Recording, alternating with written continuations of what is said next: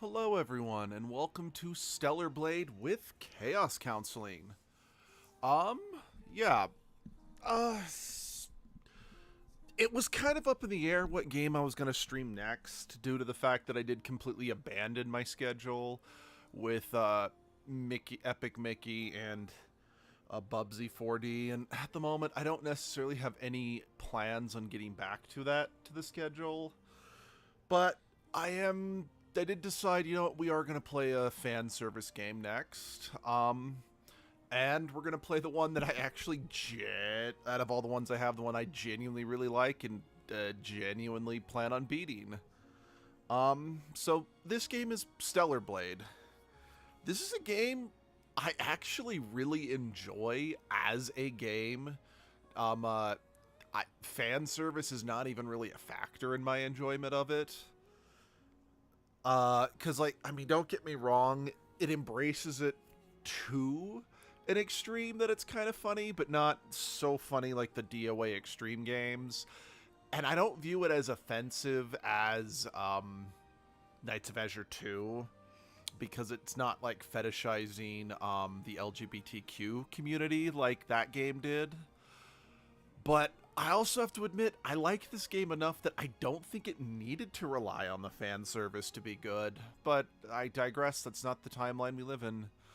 So I have played through this game on my own and beaten it. And I had debated if I wanted to do a New Game Plus for this stream, but I ultimately decided against it, simply due to the fact that I kind of just want to showcase the game as it is. So,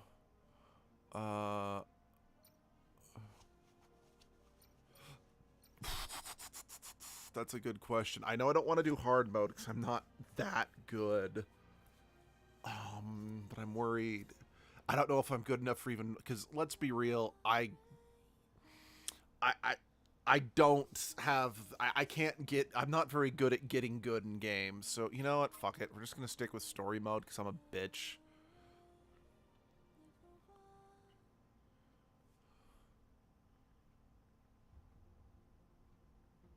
Transmitting final briefing. As of now, Airborne Squad 7 will exterminate the Alpha Nativas. Okay, the game audio sounds good. Their objective is the capture or dispatchment of the Elder Nativa. Pods entering atmosphere.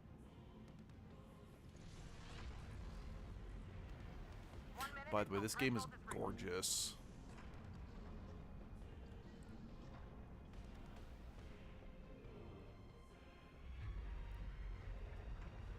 The threshold has been surpassed. Activating shield.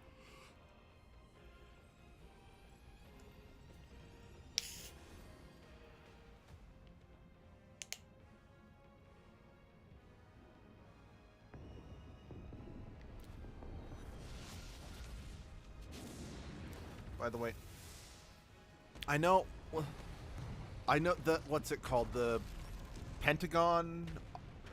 Let's see, because Octagon is a, yeah, I think, or it's not a hexagon, is it? Either way, Pentagon or hexagon. I think it's a pentagon. Just that grid system that's used in a lot of sci-fi. It's not much, but it's a thing I do, and it's a visual touch I enjoy. Objective according to Protocol B32. Because I think the remake of Battlestar Galactica from the 2000s, they made their fucking playing cards all pentagons or whatever, and I'm like, or in order to kind of give it a sci-fi look that was different from reality, they used the pentagon shape instead of, a rectangular, and was fun. I don't know, it's nice to see the interlocking grids of the pentagons,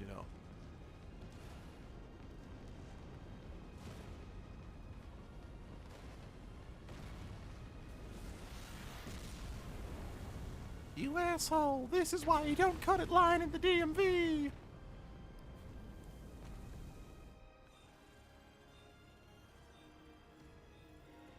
Oh no. Samus eject.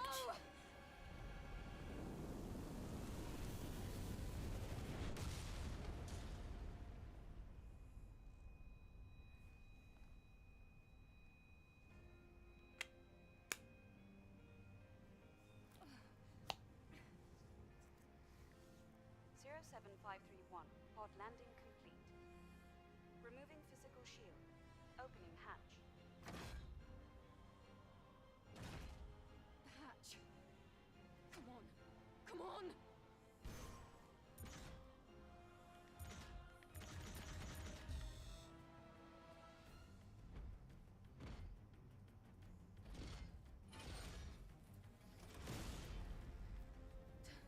Taki?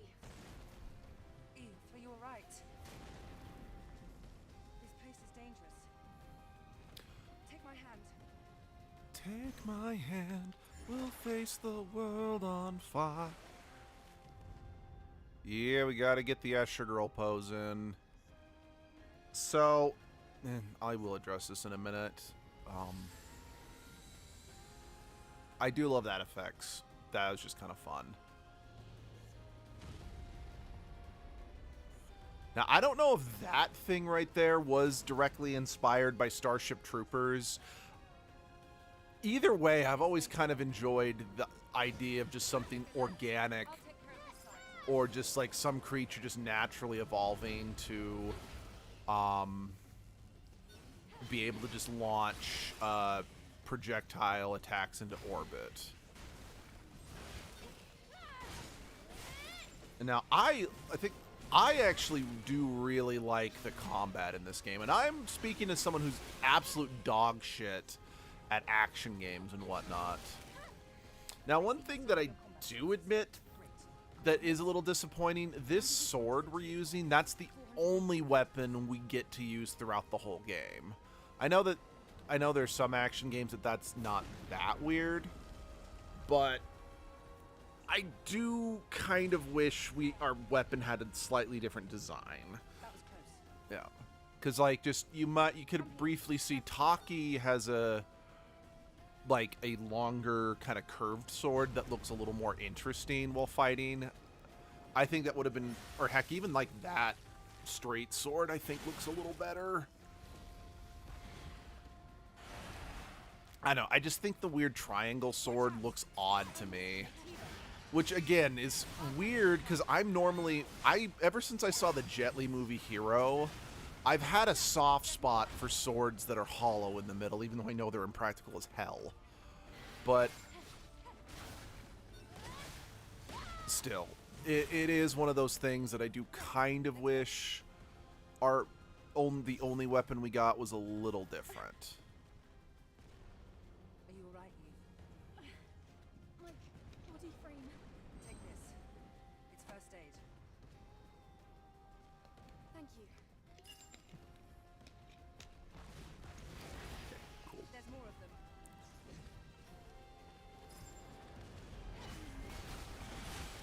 Oh wait, hold. Right, I forgot I could do that.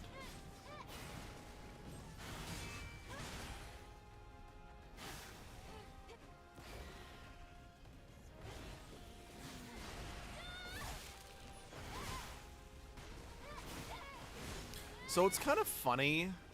I remember when I first played Final Fantasy 13, my biggest beef that I had with that game was, I said it's like I hated that the game just kind of dropped you in it and just told you to go without actually properly setting the world up. And honestly, well, I do think that criticism can be a problem in most games. This way.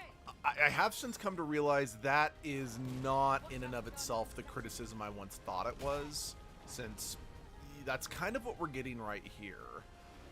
I think the main problem with the real problem that I had with Final Fantasy 13 is just the game itself was not fun to, it was not that fun to play, and the characters weren't very likable. You secured. Combined with the fact that because it was a turn-based game that was very mindless, and the fact that they literally in Final Fantasy 13 they have an option to just auto-assign your actions for the round just really took me out of it. Whereas this, it's like it's an action game, so yeah, I'm confused, or at least I was. I played this game, so I know what's happening. But at least I'm engaged, That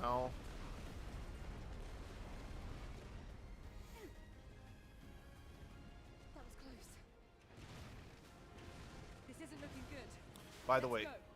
In addition to this game looking beautiful, I love the monster designs. An Alpha Natiba. Let's join them.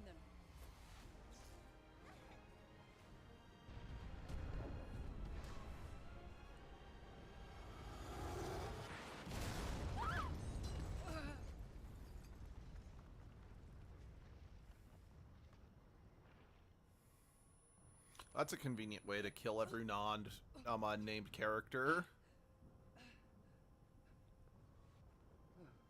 My God.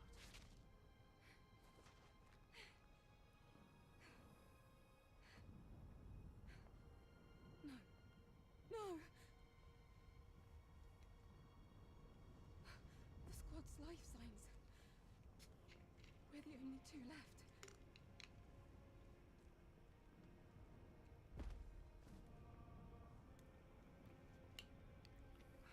Eve. Eve, pull yourself together. Taki? Listen to me. We haven't completed our mission. Now it's just up to us to see this mission through. Understand? Now again, to be clear, when I say that I think Taki's weapon looks better, I don't actually necessarily want Eve to use a Sephiroth sword. I am just saying... I'm just saying I do wish Eve's weapon was just looked a little different, you know? Eve, are you ready?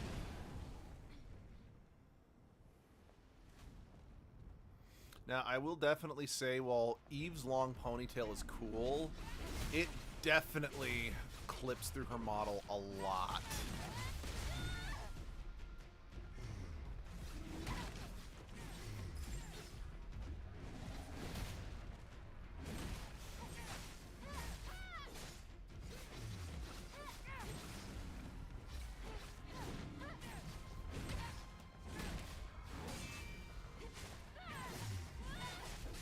I do think the dodge does get a little better, or at least to get better options later on.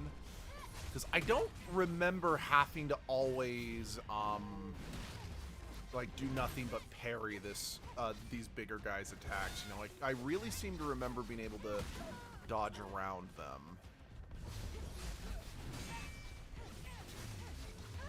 At least I hope I can, because anyone who's seen me play any game that even has that has a parry or mechanic knows I am dog shit at parrying.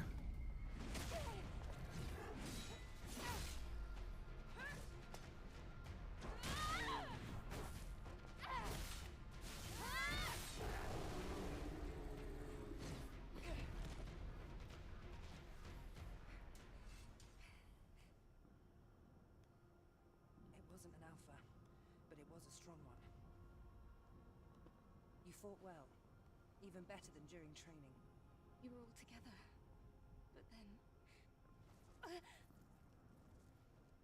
The damage to your body frame is serious.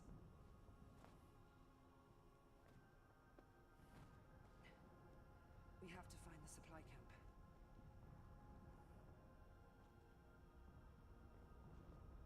Wait, Eve. I hear something. Eve!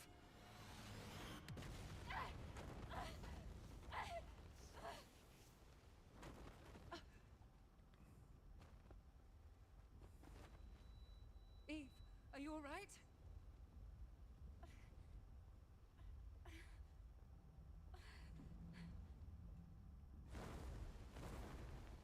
Ah, this thing.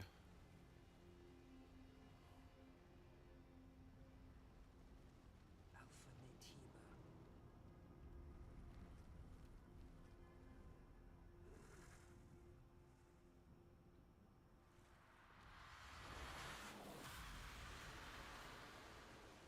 I really like this thing's design.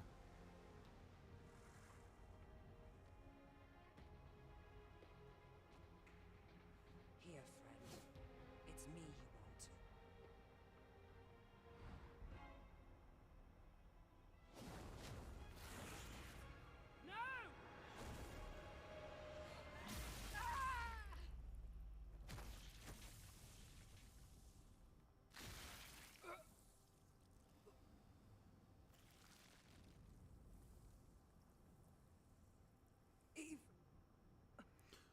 out of here.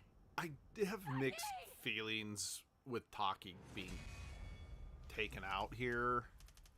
Because on the one hand, it is the whole leaving Eve, you know, the younger, more inexperienced character alone without her, you know, emotional pillar. I know it's a storytelling beat. And I don't even necessarily mind that Taki gets axed, per se. I just... Okay, I don't... Because it's like, this is building to something later in the game. And I acknowledge that if they didn't do that to Taki here, the moment might have been ruined. I don't know, I just got mixed feelings about it. Because I don't necessarily think it's right or wrong that they did it there. Okay, once I get into combat again, where I can actually more stop and breathe, I do want to address the main controversy with this game, because it is a problem. Still, make sure to stay cautious. Yeah, the one main male character, he's got normal attire, not a skin-tight outfit. Which is also one of the controversies, but again, I will address it, I promise.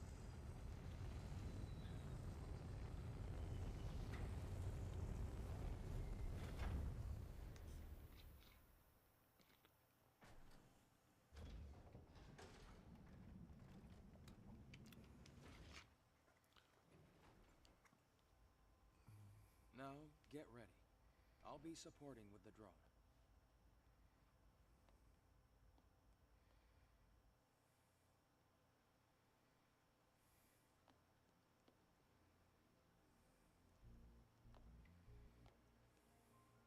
So this must be Ador 7.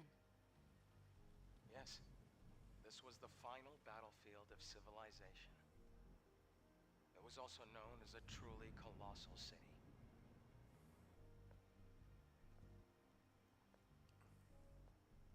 Something is falling from the sky.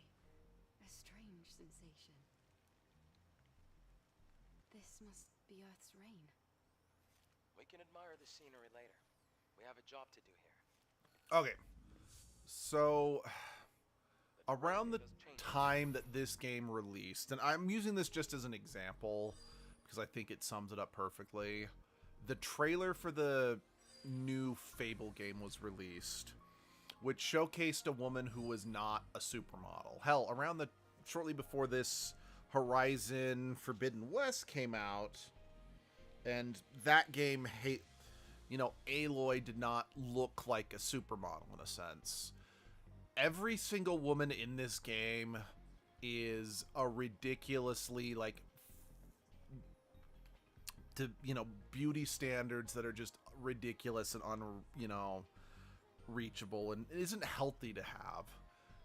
So a main criticism with this game is that it's a major step backwards in terms of proper female representation in gaming. And I 100% agree with that criticism. As someone who likes this game, as someone who enjoys the game and enjoys the characters, Eve did not need to look like this. And even if you wanted to make an argument for story reasons that I won't spoil that, yeah, it makes sense that she looks beautiful and perfect, the outfits kind of throw any defense against that. Because again, Adam, I think that's his name, he's wearing normal survival gear shit. She did not need to be wearing this ridiculous skin-tight outfit the whole game. Especially when you consider the fact that, what's what I'm looking for? There are even worse outfits and even more, ridiculously like, stuff like this. So it's like, you can't even make the argument that, what the fuck? I mean, that's pretty, but I mean, you can't even truly make the argument that, oh, this is future tech armor when this is, yeah. Like, this is all just very, very clearly an excuse for fan service. And again, I don't necessarily mind it per se. I 100% respect if some people feel like it's a complete deal breaker and it's not something they can personally stomach. Because, I mean, again, Abby kind of, when she watched me kind of play this game, she thought, oh, it looks fun and this world looks, yeah, his name is Adam. And the world does look pretty fun and interesting, but the level of sexualizing the women does bother her. And quite frankly, if that's a deal breaker for you for this game, I 100% understand, respect, and honestly even kind of agree with you.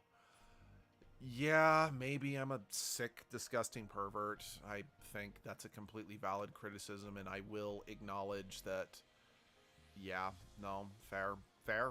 No, just, it's fair. But I like this game. I had fun with it. I think it's fun to play. I really like the world story, and again, as someone who's absolute dog shit at action games, I was compelled to actually try to get good, you know? But I honestly cannot let's see, there's a, how do I pick these up? There you go. It's right trigger. Again, the fact that I ended up enjoying this game as much as I did was kind of surprising. I can acknowledge that I probably, even though I do feel this game doesn't need to rely on fan service to be good, I can also acknowledge that unfortunately there is a chance that a lot of people may have given this game a pass if they didn't see the, you know, skin tight outfit sexy woman, you know? And I mean, let's be real, as someone who's like one of their first video game crushes was on Zero Suit Samus, yeah, I'm not gonna pretend that, you know, a sci-fi woman in a skin-tight outfit didn't catch my eye. This is the legion that was killed in the final war.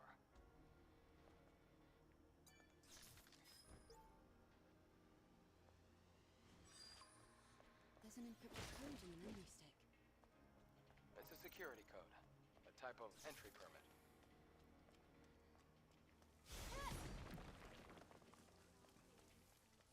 Try entering the code.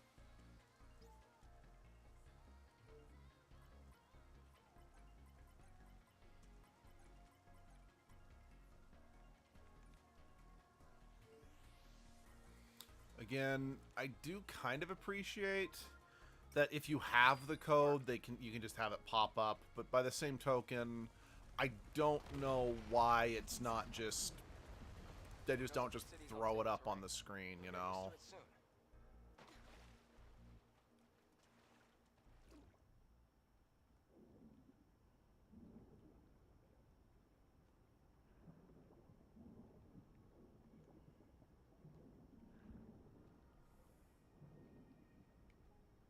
By the way, can we just stop and just take a moment to appreciate just how good swimming controls in video games have gotten over the years? Because let's be real here. As someone who, well, I mean, my first gaming experience was with a 2D game, this is true. But as someone who, you know, was handed the controller when I was at my cousin's house and told, hey, try out this Banjo-Kazooie game, and, you know, only let me play for like 5 minutes, and not really enjoying the swimming controls that much. I mean, I don't remember them being that terrible, but I also don't really remember playing Banjo-Kazooie that much, or the swimming controls in Mario 64, or... Can we just stop to appreciate just how nice, you know, water physics and underwater physics have gotten over the years?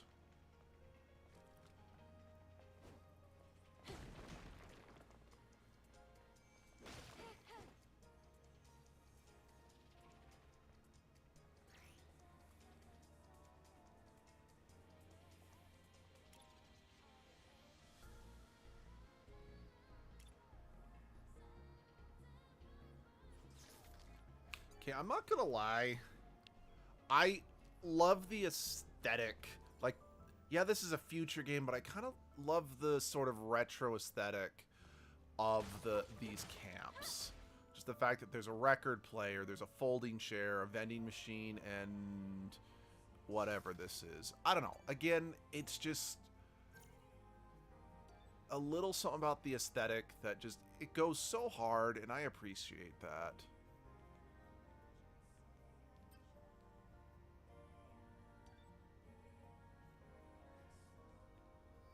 Alright, fine. Oh, yeah. I'm very okay with that, because I think that is kind of what I was thinking about. Dodging does become easier as time goes on. Yeah, I'm going to want to get that when I can, because that's my favorite.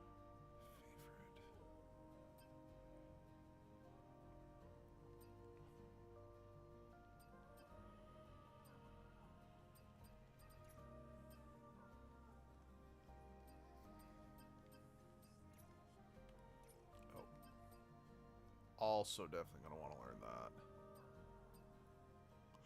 Whatever I can, of course. Can't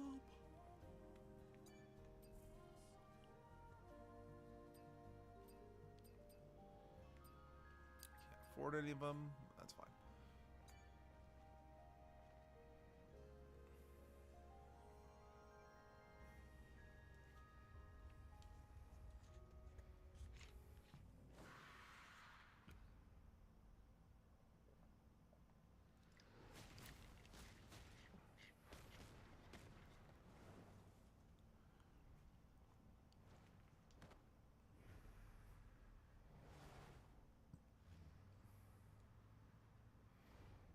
Hey, it's the Edgelord gas mask. What's wrong?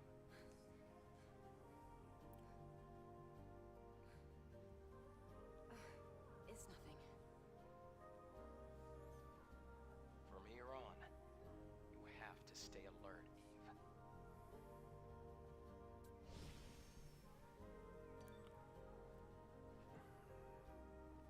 I am glad, like, they probably could have just immediately shown Adam rescuing Eve, or Eva, or whatever.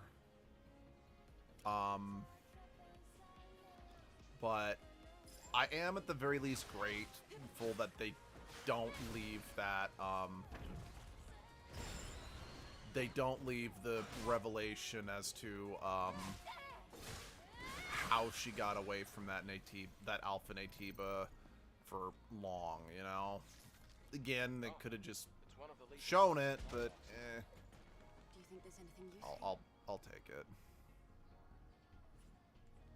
Well, it's Legion, so compatibility shouldn't be an issue.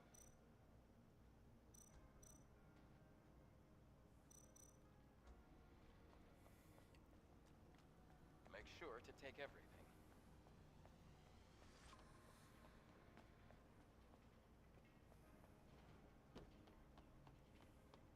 Eve, be careful. You see the rapids below. If you fall, it's over.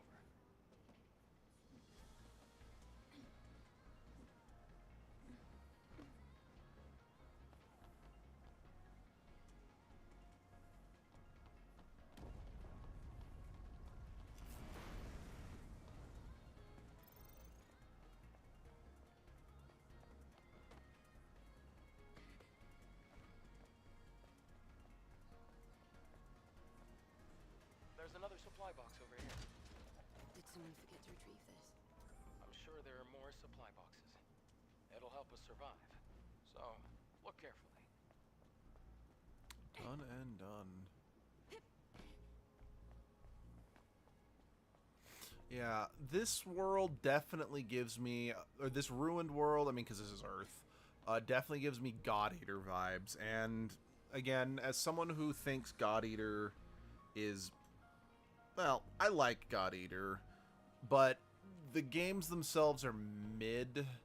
It's really is the world, about the world is what I find interesting about God Eater. The games themselves, not great. They're very repetitive.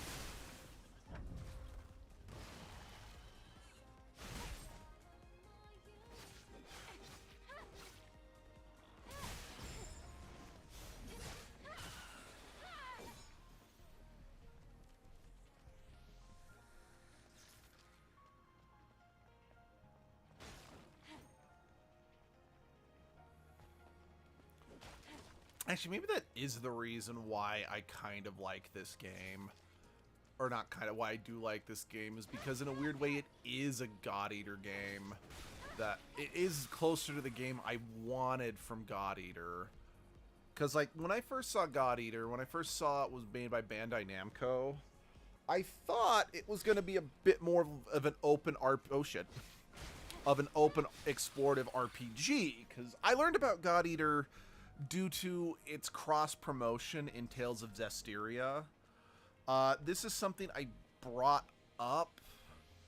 I'm pretty sure it's in the last Tales game I streamed in Xillia, because I'm pretty sure the remaster that I had, or maybe it was Grace's, I don't remember. One of them had a costume from a different Bandai Namco game. And when that happened, I pointed out that, like, Bandai Namco likes to include second costumes or other, I think it's usually is just second costumes, as to not, like, completely break each game's or each universe's respective, like, lore in a sense. But they do like to sneak second costumes and whatnot from other games they've released into into their other games. So Tales of Zestiria had costumes from God Eater 2. That's how I learned about it. So when I first heard about God Eater, I was kind of hoping, like, basically Final Fantasy 15's gameplay, like the main gameplay, was a lot closer to what I was kind of expecting God Eater to be. Yeah, you fight giant monsters, but you can still, like, freely explore a world, yada yada yada yada yada. Just Final Fantasy 15 was not post-apocalyptic. So I think because, again, aesthetically, this very much reminds me of God Eater, but rather than it just be select a stage, fight X amount of monsters, and then the mission's over, this is very much like, no, the level designs are linear, well, somewhat linear. There is still plenty to explore. All the cities in a similar state. By comparison, this city is looking pretty good. After the colony extinction, most places were nothing but dust. But there is still some, you know, exploration, some freedom. It's not just, here's X amount of time to do a single mission and then you go back to the hub. So I think that might be the reason why I do have a soft spot for this is, Let's open the car's hood. I do think this is much closer to what I wanted from a God Eater game.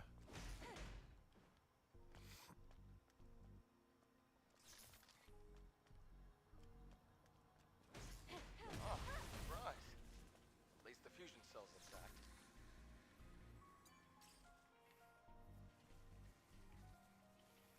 Fusion cell?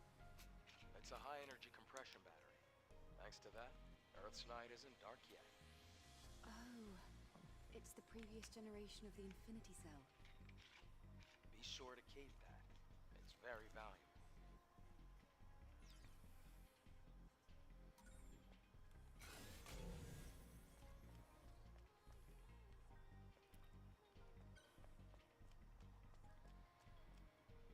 And again, I do appreciate, like, the quest marker thing to be like, okay, yeah, we're giving you only somewhat of, like, a vague direction of where to go. All right, that doesn't open. Okay, I think that just doesn't open from this side, but it does still allow you to be like, okay, I'm gonna go this other way first, because it doesn't appear to be the way forward. Or, excuse me. Shit. Basically, I like it because it kind of helps you know which way to go for treasure instead of progress, if you know what I mean.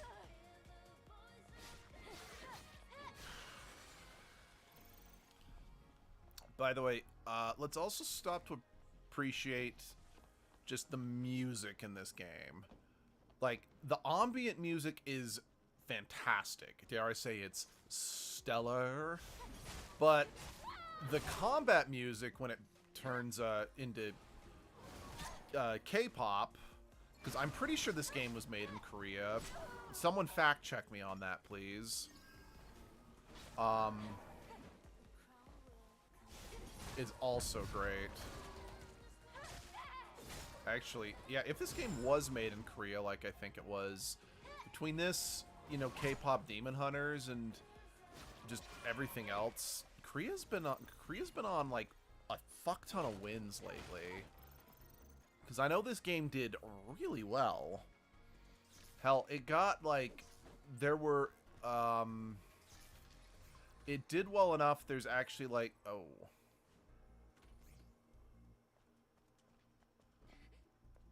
There were 2 DLCs for this game.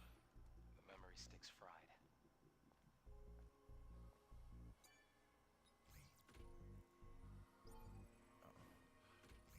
That's what I figured. Since I did say it was fried, I just kind of wanted to check it, you know. But there were 2 DLCs for this game that were official crossovers with Nier Automata. Like, I think you might now be able to unlock a B2 outfit for Eve in this game. And, I'm less familiar. I think it's Nike, Spirit of Goddess of Victory or whatever. I know that, you know, Nike is an actual, like, Greek or Roman goddess. I don't remember which one. But there was, like, a game or something called that. I don't know. It's a trap.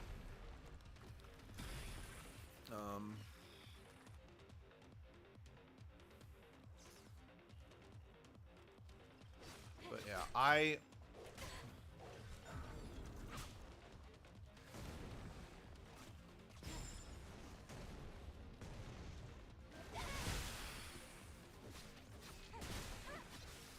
But yeah, because I actually ended up pre-ordering this game, I know, I'm a pervert, I actually got, like, the deluxe edition, so I actually had some extra shit to start the game off, which I don't think I have access to the pre-order stuff just yet. Then again, maybe those ninja outfits were technically part of it, I don't remember.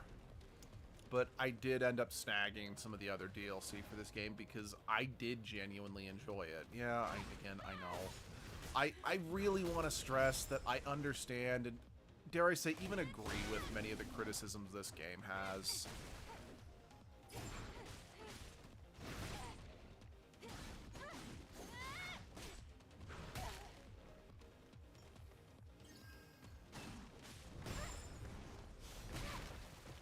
Ow. Yeah, I'm kind of glad I didn't decide to play on the higher difficulties, because I am already fucking this up hard just on story mode. Where do we go now? This way. There are traces of markers left behind by the Legion.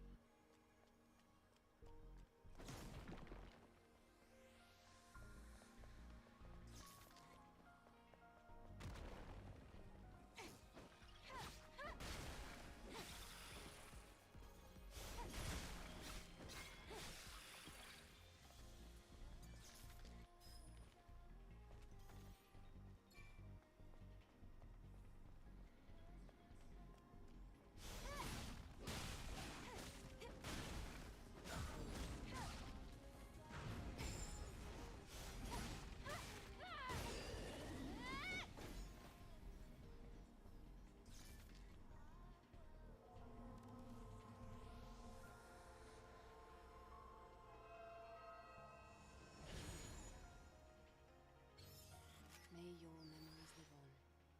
Forever. Right. Finding deactivated, I'm trying to remember, like, Eve is has a very specific function. Like, it's like, I don't remember the exactly what she's called yet. So when you find other deceased individuals like her, they give you that specific beta drive upgrade. Oh.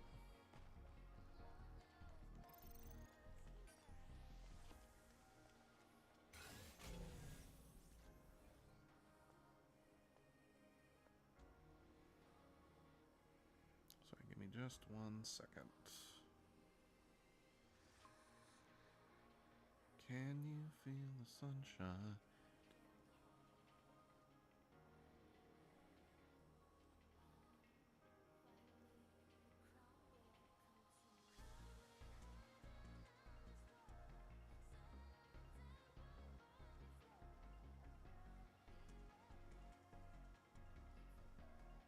Okay, yeah, sorry about that.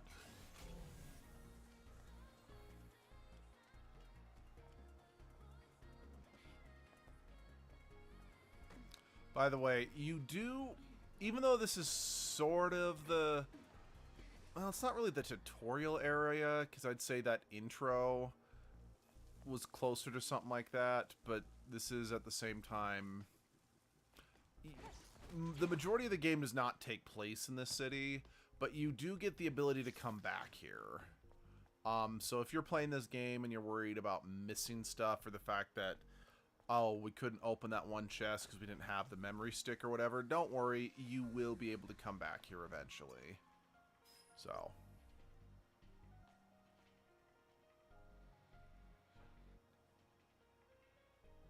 Airborne Squad, okay.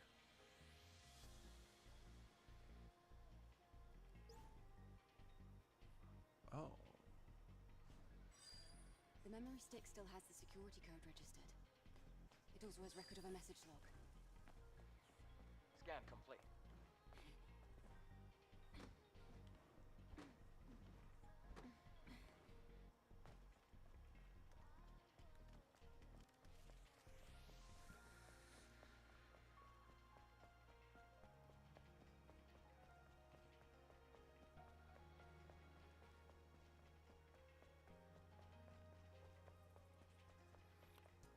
Is there a map?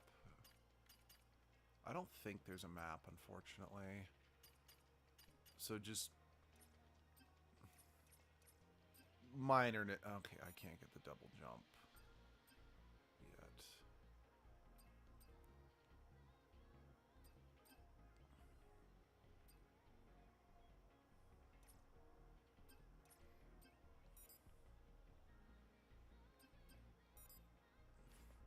Ah, right. I gotta be at camp for that.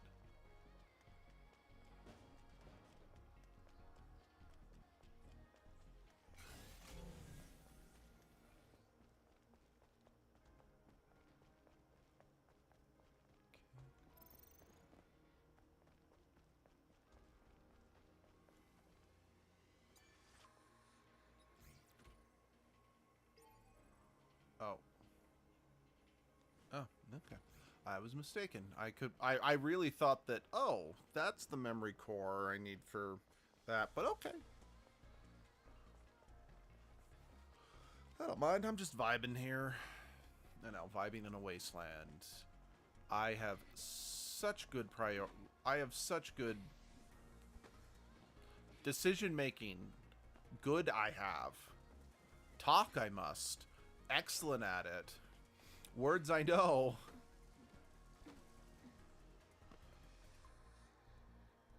I can go both up and down, right? Yeah.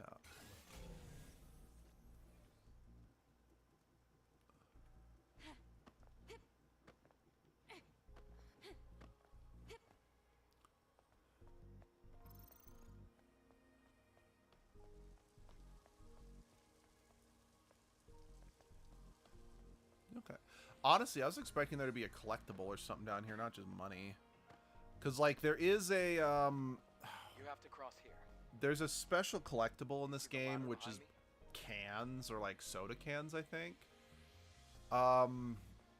If you get all of them, it unlocks a special...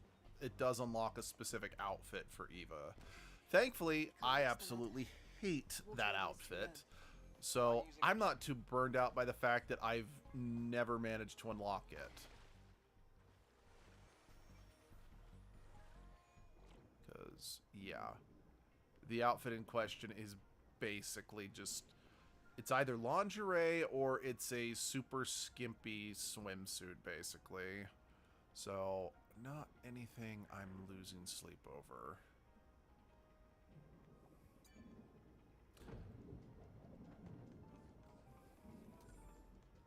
again, honestly, I really do want to stress this game made it very clear in its advertisement this was a fan service game. And honestly, I give a lot more leeway for fan service games if they are at the very least honest with their intent. And this game is. Do I feel that this game needed the fan service? No. I think the game was good enough on its own that it wasn't necessary. But again, I can appreciate when a game's honest with its intent, so it doesn't try to hide it under something else.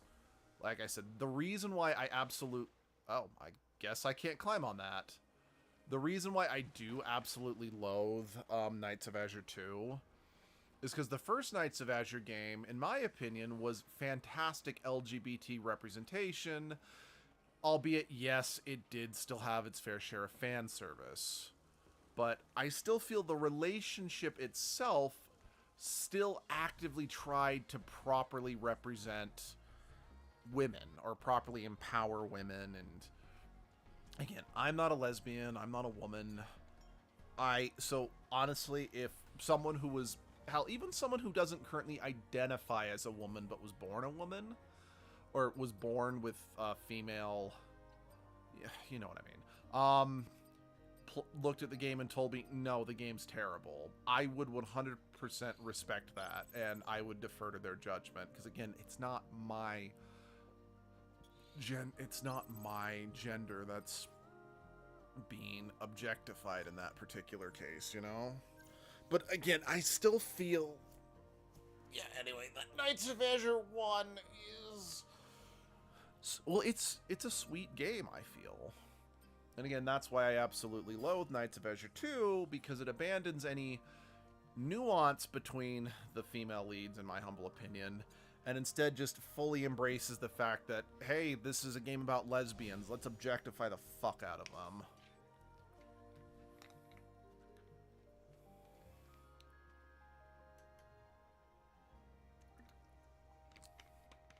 But like I said, this game... And again, you can make the argument, but it's like, but Knights of Azure 2 is not exactly subtle on its cover, so you should know going into it it's a fan service game. I'm like, alright, I can acknowledge that. And to be fair, my criticism is less about Knights of Azure's 2's a lack of honesty and intent, and more that they took what could have been a franchise and made it about the fan service. If that makes sense.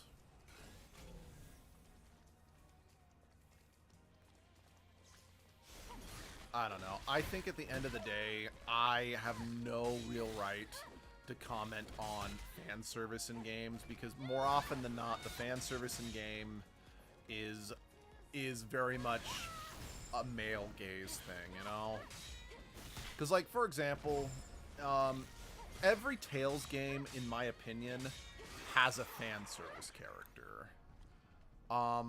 One thing that I kind of liked about Tales of Zestiria is that the fan service... Well, okay. As Abby pointed out, the fan service character is probably technically Elma. Because, yeah, she's not wearing, like, the most revealing clothing by any stretch of the imagination. She, is still wearing kind of an Alita outfit, which is a very specific type of, not fan service, but, it does appeal... I don't know. I forget how Abby phrased it, and she phrased it really well. Plus, let's be real, there are plenty... Most of the female characters do have very sexy outfits that you can purchase through DLC and not unlock in game, because fuck you. But...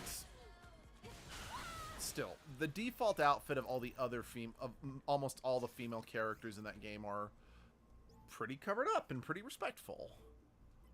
But the one character who showed the most skin in Tales of Zestiria was a guy. And I'm like, okay, I can appreciate that. But as something Sunshine always pointed out, is that the problem with, you know, a man being sexualized in a piece of... Let's see, I'm completely... But atypically, when a woman is sexualized in something, it is for male enjoyment. Like, it is to arouse men. And it's less about empowering women. Now, if a woman's still able to be empowered... Because, like, I've seen women who cosplay comic-accurate Witchblade. Because Witchblade, to them, is, is a strong female character who just fully embraces her body, and they find that empowering. Which, good.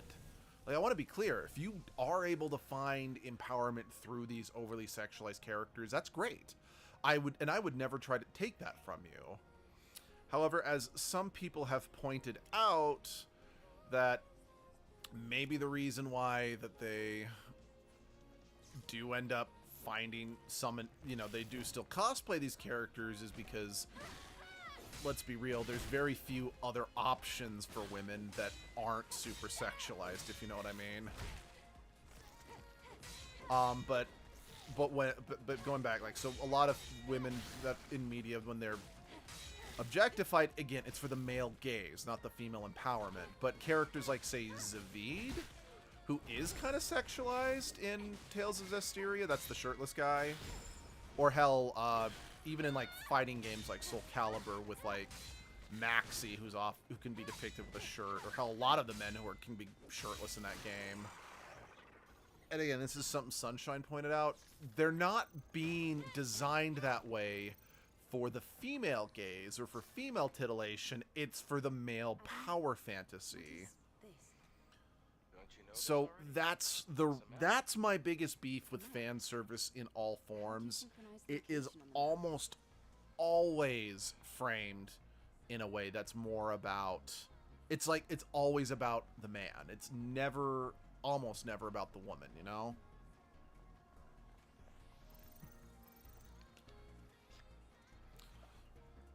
I think that's why I haven't watched it, but I appreciate the anime free.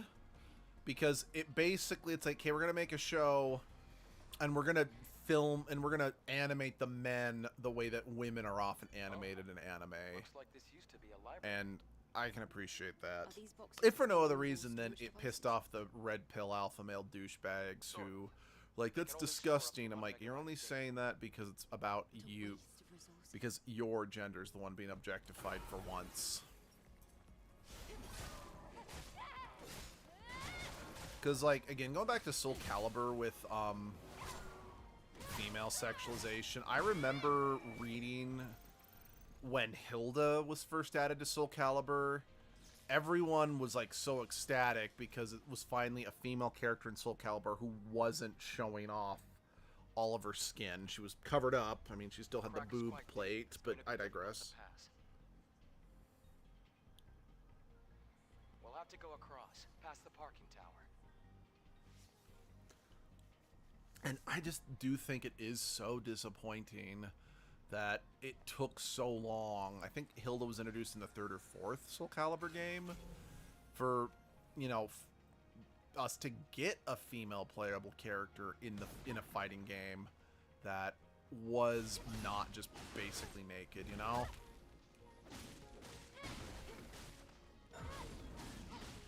Now, speaking of, again, overly sexy characters in fighting games, someone once asked me how I feel about the costume, like how they've really gone in a different direction with the Dead or Alive game, starting with Dead or Alive 6. And personally, I'm like, I'm glad. I know Dead or Alive in particular is known for being a game that's all about the fan service. So you could argue them toning it down so much, especially making Kasume completely covered up and shrinking her bust size from what it normally is. I'm like, yeah, there's definitely an argument about the franchise is now losing a key part of its identity. That being said, I personally don't feel that part of that identity was worth saving to begin with. But then the counter argument is, well, the franchise may not have stood out if it didn't. It's complicated because it's technically, it's technically true. Dead or Alive might not have lasted as long as it did had it not embraced the fan service. So it is a core part of its identity. but I'm also of the opinion it's like a series can evolve. In a place like this. Supply That's why I camp. also appreciate What's that? Mortal Kombat getting It's a away depot from the overly Set up sexualized by the female airborne squad characters. who came here before. Looks like it's been abandoned for a long time.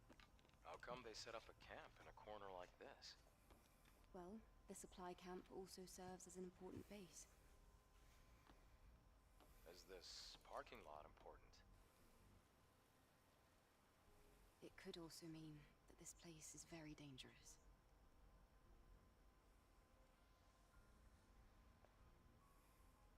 Then I guess this place could be useful for us.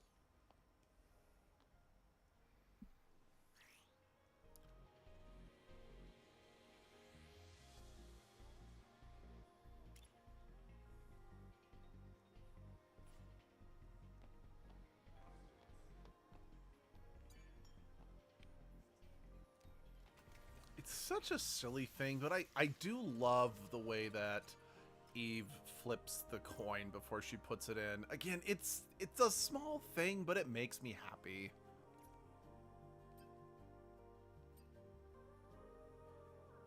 Yeah, I want blank. It's a good skill. Sure, why not?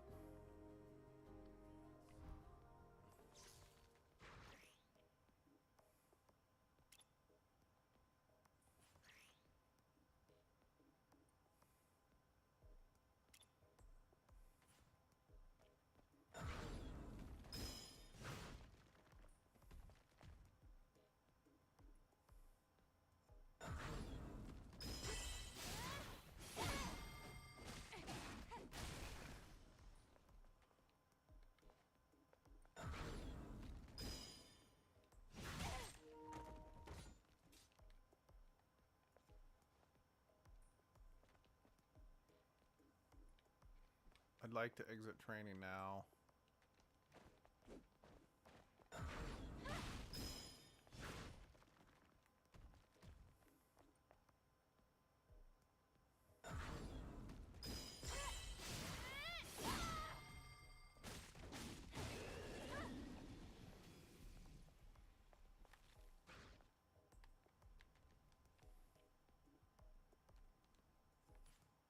There we go. That was annoying. Okay.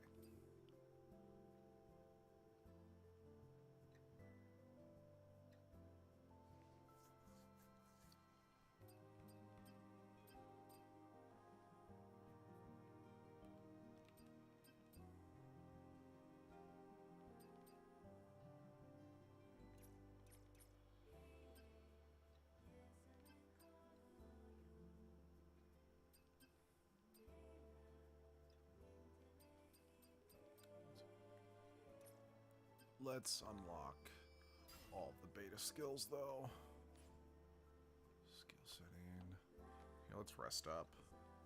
By the way, one of the healing items we get replenishes every time we rest. Others we have to buy. Every other one we have to About buy. yesterday. Thank you for saving me.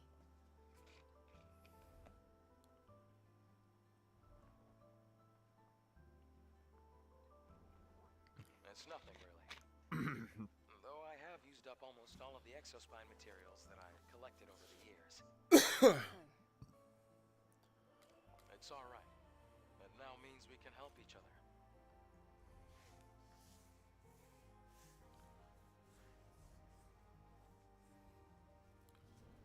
We can track down the Alpha Nativa together.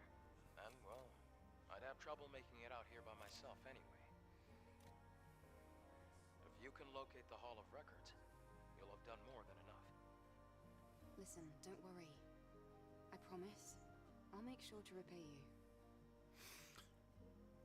By the way, just to kind of clarify something, because again, it's not stated super clear at first, there is, it's not just, they keep saying the Alpha Nativa.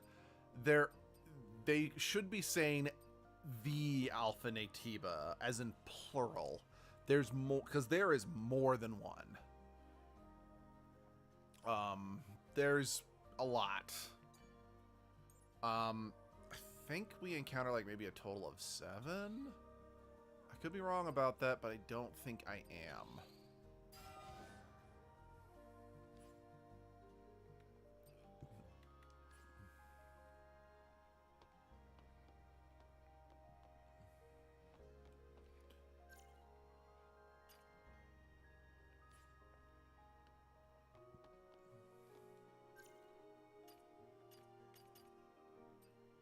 I really could have sworn I should have access to, like, a different... I could have sworn that my, like, whatever... The thing I got with pre-order gave me, like, an orange version of her outfit. But you know what? Fuck it. Let's throw this outfit on and take it for a spin. I think this might be an outfit I got because I have... Okay, you know what? We're taking that off because... Wow. I know, like, her butt is super visible in any outfit, but that just really makes it look like she's wearing butt floss, and it just looks weird. Like, especially the way her booty cheeks bounce. I don't like it. Again, it's not because I'm a prude, it's just because it's like, that's just... It's goofy to me, to say the very least.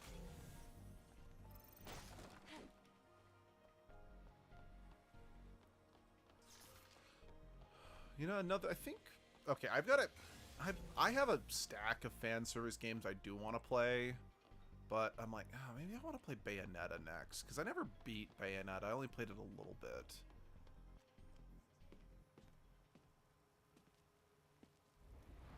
Look!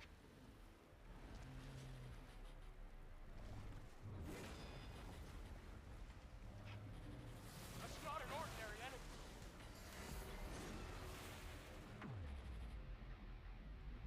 Slow-mo.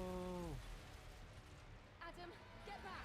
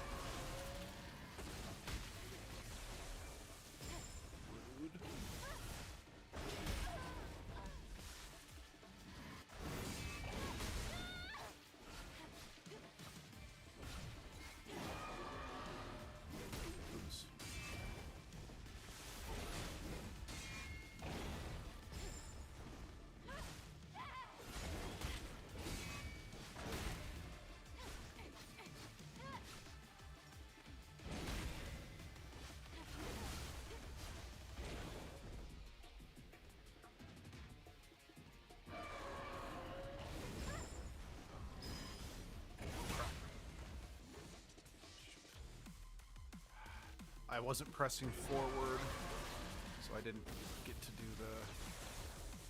That one is really obnoxious to pull off because the timing is so specific.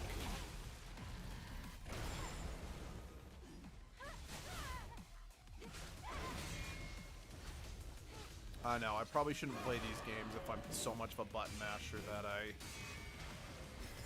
end up just mashing the buttons so much I miss important combo or button inputs, but what can I say? Oh. You know, I will say this game's use of QuickTime events definitely feels like this game out of the late... It feels like it's from the late 2000s, not the 2020s.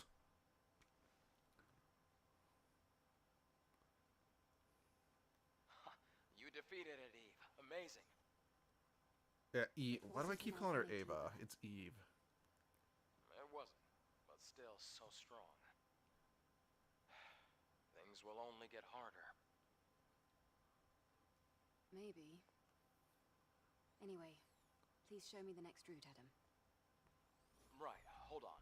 Let me take a look at the map data.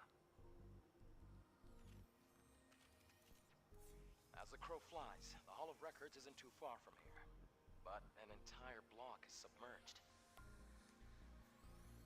We have to find a way to cross. Are you saying that there's no way? I found it.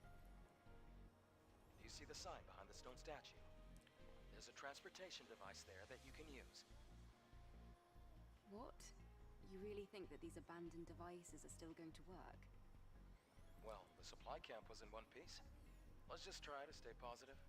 Uh-huh, positive. Sure.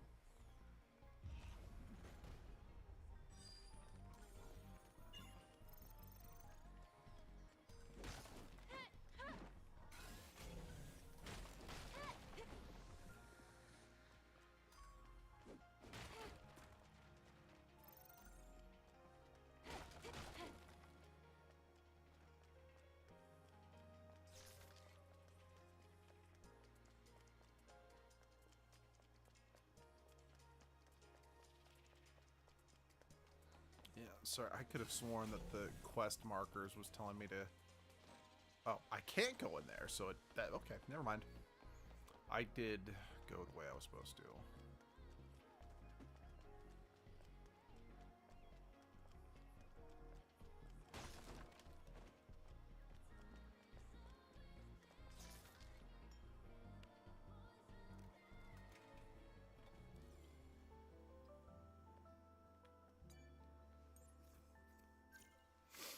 Let's see.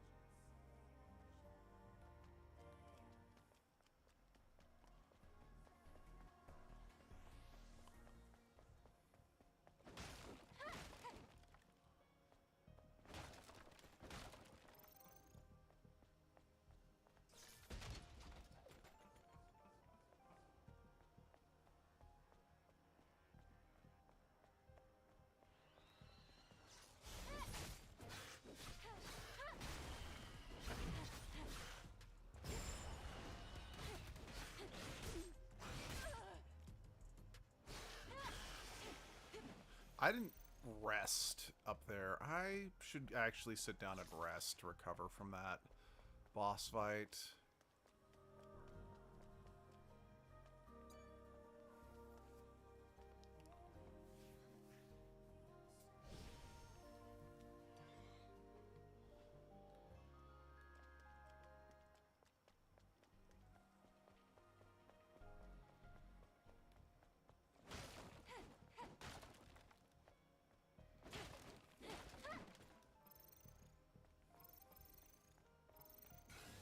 So, by the way, just for anyone who's looking to play this game, if you do rest, all enemies that you've killed will respawn. That's kind of how this game balances out, just to prevent you from killing one enemy, running back and healing, and just kind of running back and forth, you know? And honestly, I think that's a fair mechanic. Because again, at the end of the day, this game is all about the combat. They don't want to give you ways of just cheating your way through it, so again, I think that's fair. Plus, this game's combat is nowhere near... Like, so there was another game that I tried playing called Neo. The reason I was trying to play that game was because it was, the main character, William, was one of the playable characters in Warrior All-Stars, which you guys may have tuned in. It wasn't a very long stream series. but partially because it was like, it was admittedly a little dull. 'Cause it is a Warriors game. They are, for better or for worse, very repetitive. But I actually still really like Warrior All-Stars. I think besides Hyrule Warriors Definitive Edition, it's probably my favorite Warriors game I've played. And the only reason why I prefer Hyrule Warriors Definitive Edition is because A, I have a stronger connection to the Zelda characters, and B, it's multiplayer, because Warrior All-Stars, due to like a core mechanic, it's a single player only game. I don't hate it, I still enjoy it despite that, but still.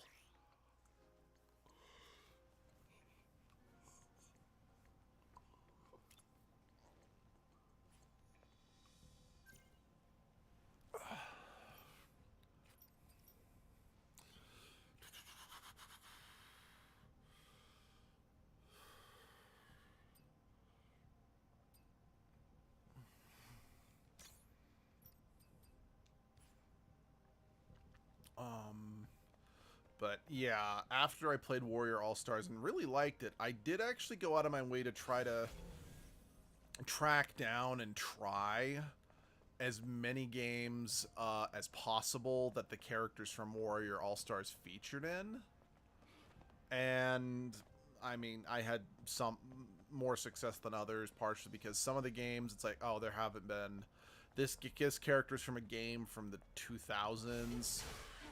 So, like, their last game was on the PlayStation 2, which I'm like... And I think some of them, like, they're Japanese exclusive, etc. Because I know that, like, I discovered the Toukiden series thanks to Warrior All-Stars. And I liked the second one. The first one is very God Eater in its approach, for better or for worse. And I mean that in that, you just pick levels to go into, fight a set number of monsters, and leave. And unfortunately, I just didn't find it, the world as compelling. Because, I mean, yeah, I'm not saying the world wasn't compelling or anything like that.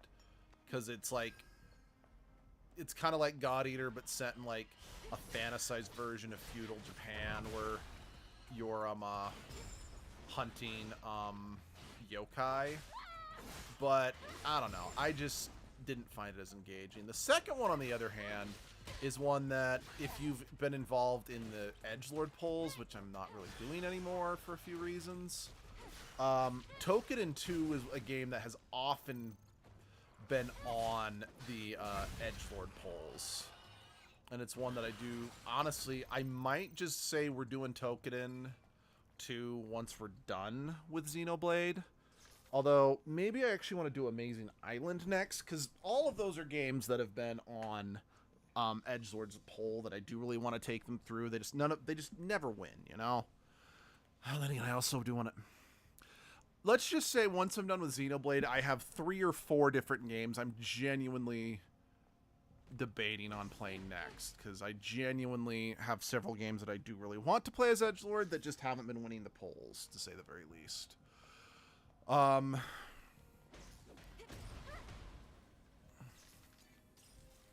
But Toukiden 2, on the other hand, is the gameplay. Well, the controls, like the way the player controls, is very similar, but it has some improvements, and the game does go for a bit more of a open world. Well, it's not even really an open. Just it's more. It's not just go into a level and fight monsters. It actually has some explorative elements to it, so that's fun.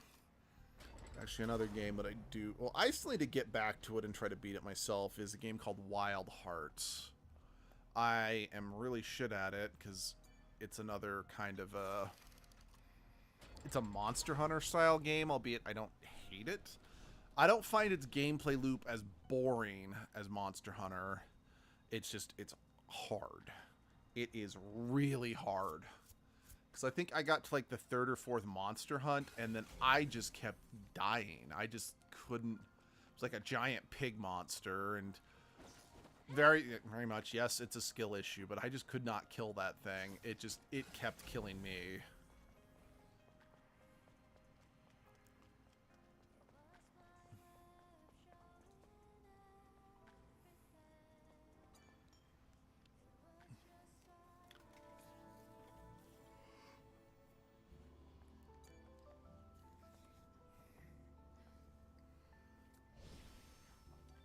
But it is a game I was still enjoying. I like the aesthetic of, so it's like I do want to get good at that one. I just haven't really had the time.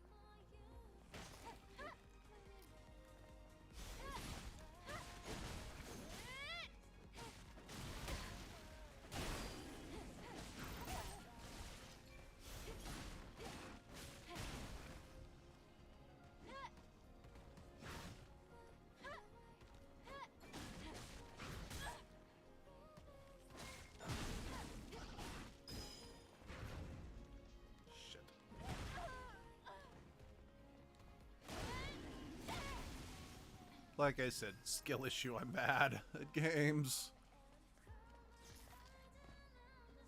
Oh. Was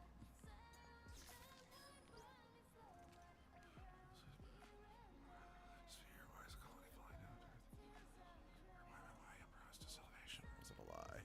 Yes. Yes, it was a lie. Do you know what else was a lie? The cake.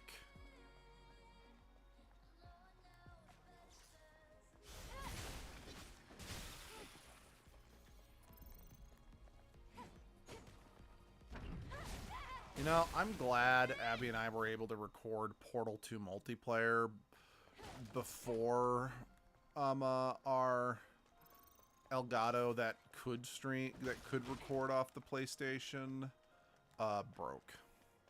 I mean, then again, we were using, that was so long ago, we were using our Hauppauge, but still. There are just so many games on the PlayStation 3 that I just wish that I had done before our old Elgato broke, since,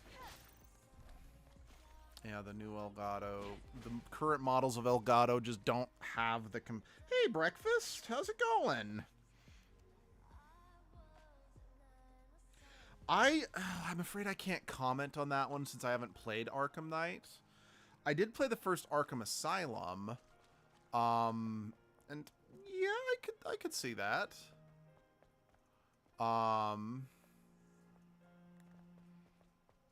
Again, if I didn't notice you and you've already left again at breakfast, I feel so bad.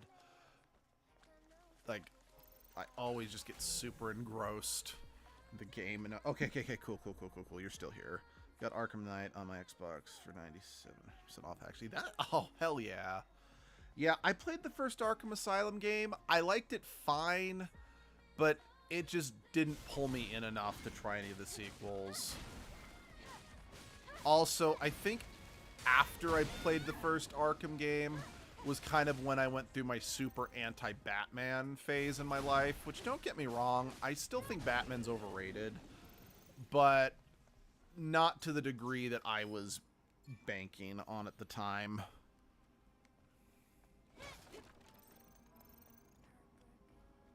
Yeah, let's see. Scarecrow and Arkham Knight is probably my favorite design for Scarecrow, not gonna lie. You know, I do definitely remember when Scarecrow did show up in the first Arkham game. Yeah, he was... Then again, Scarecrow is just a really good Batman villain that I just don't feel gets enough attention, because everyone is just too obsessed with the Joker, you know? Then again... That's a problem I have with comics in general, is everyone is just obsessed with it's got to be the same villains over and over. Then again, can you blame him, though, when, like, a few years ago, or maybe it was I don't remember how long ago. No, I think it was, yeah, no, it was during, like, the 2011 relaunch, so 15 years ago. One of the new Batman villains they introduced in, like, one of the 4 ongoing series Batman had in the New 52 was the White Rabbit. That was an homage to, you know, the White Rabbit from Alice in Wonderland. And it was just a chick in porn star bunny garb. Like, it's not even Playboy bunny garb, because it showed off more skin than your atypical Playboy bunny outfit. So... yeah. But yeah, how are you, Breakfast? Can you feel the sunshine? Yeah. Then again, what's it called? My favorite Batman villain, I think, will always be the Riddler. Just because, I mean, the Robert Pattinson Batman movie did a great job of summing up why the Riddler can be just pretty damn scary if allowed to, you know?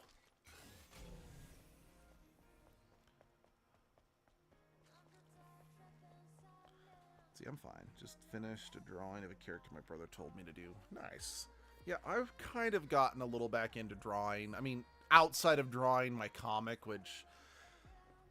I haven't done a new comic in like a month at this point. I don't know. I've been having really bad writer's block. So it's just been, I've been struggling to actually do my comic. I think the other problem is, as of right now, I'm just not 100, the story arc that we're on right now in the comic. It's not that I don't have ideas for it. I know where I want it to go. I'm just struggling to write how I get there. So I'm like, okay, what should this next issue be? Because I don't want to rush through it, because there's plenty of humor to be milled here. I'm just not always sure. I'm like, how do I do the next bit, if you know what I mean? Because, like, as of right now, what's happening in the comic is that Edgelord is on trial for being just a general pain in the ass to the citizens of Everfell. And honestly, I'm actually quite proud of the last two bits that I did for the comic, because one, no, but at the same time, I'm like, I'm still trying to figure out how I want to keep the story going forward. Because just because I'm proud of it doesn't necessarily mean I got this sorted out, because a lot of it was, I largely still kind of just pulled it out of my ass, if you know what I mean.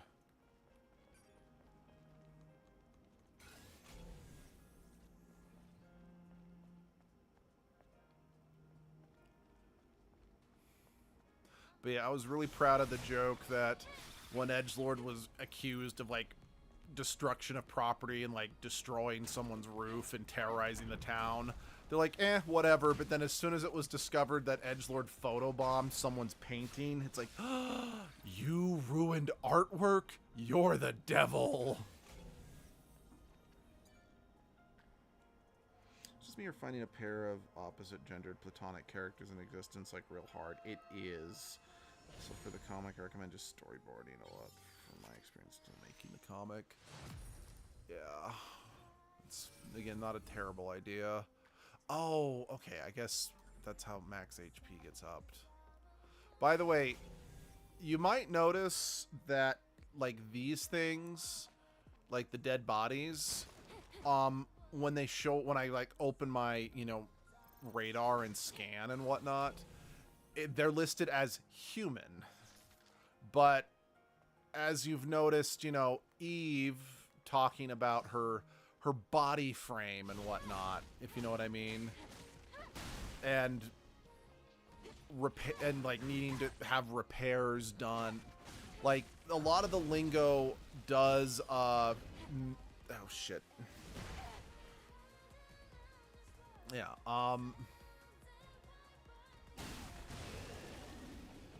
yeah,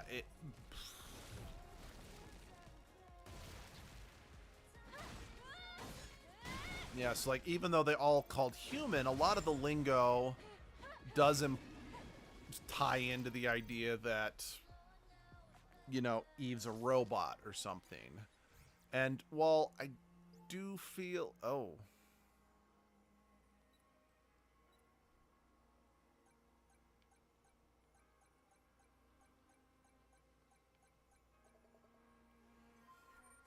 and while this can definitely be something that's kind of confusing for someone in a first-time playthrough, I will admit I do actually really like this as a gimmick, because it does kind of make you as a player kind of wonder, I'm like, how does this world work? Especially when it seems like the humans, like, and it's going to become more obvious once we go to like the main hub city, but it's like, why are these obvious robots being called humans? You know, it raises a genuinely interesting question that is absolutely answered. Like, I want to be clear, I like the way this game world builds. And even though there was a very good chance, because like I normally do, a lot of times do take issues with like games that drop you in without a proper explanation to the world, I feel this one, at least for me, hits a good balance where it's like, okay, I'm intrigued enough, I'm willing to overlook the vagueness at the start of the game, because this is very much one of the cases where the vagueness just makes the world, the payoff about how the world works all the more interesting. In world politics, I guess, like machines being so conscious that they have to be considered humans. Yeah, again, I don't want to go into it because I don't want to spoil it, because once you truly learn the backstory of the world and whatnot, it's good, and it's genuinely like, oh, but yeah, that is, because again, it's very clear Eve and all the other androids, they are, I mean, hell, Eve bleeds, like, because if you guys remember, I mean, you weren't here for like the intro when when Taki and the other members of Eve's squad were, I mean, hell, you could see right there, Eve bleeds. Like, so, yeah, it's like in every sense of the word, it's like, yeah, just because it's very clear that their bodies are artificial doesn't mean they shouldn't necessarily be considered human, if you know what I mean, since...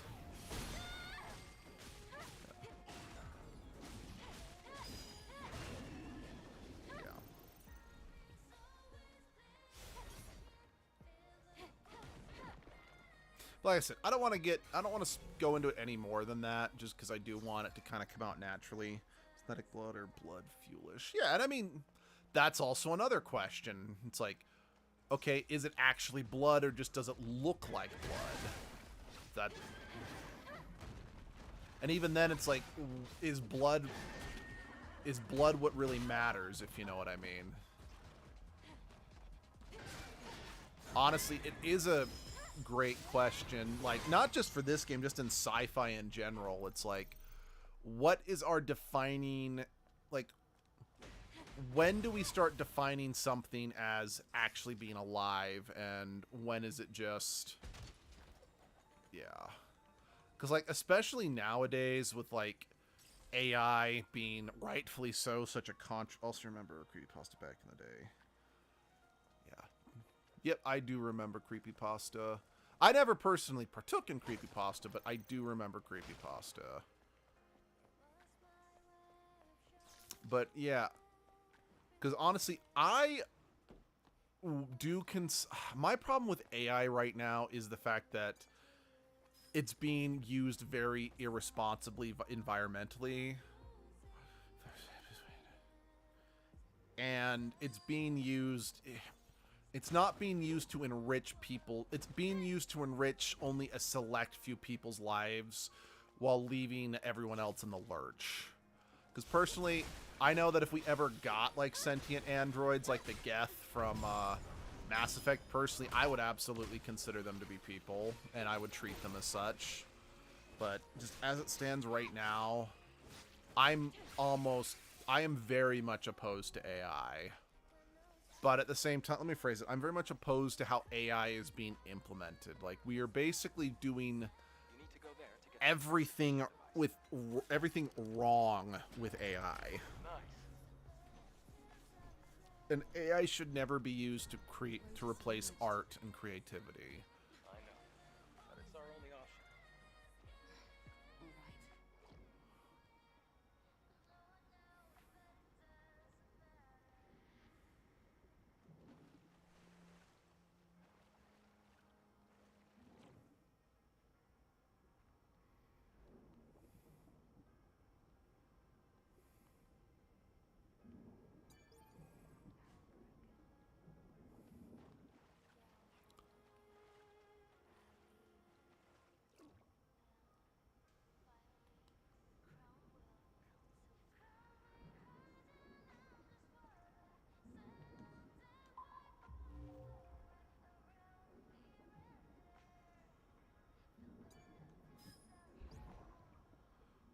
The Eve calls, so just need at the Eve protocol begins. Angels of death they will read the earth and say, "Oh, Mother Spheres, I'm thankful."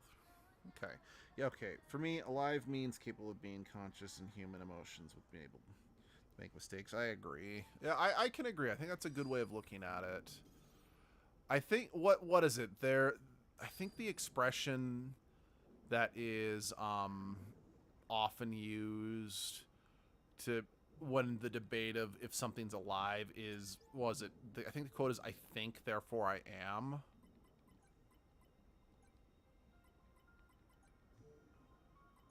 I might have that quote wrong, but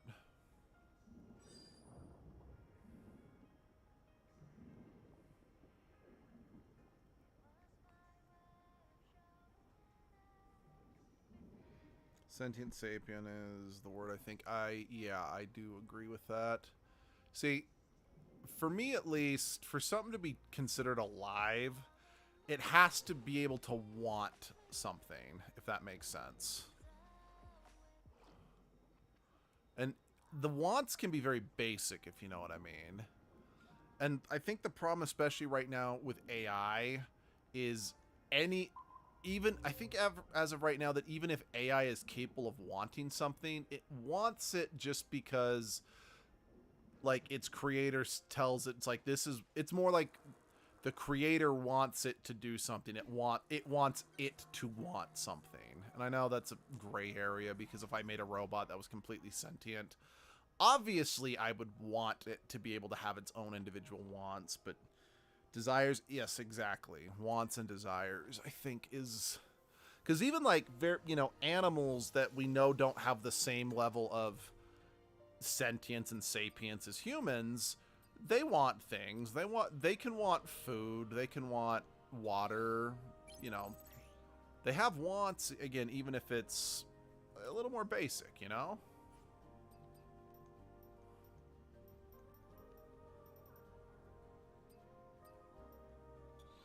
Right, because I can own more than the bare minimum, and I think it's just any extra I have is put into storage or something.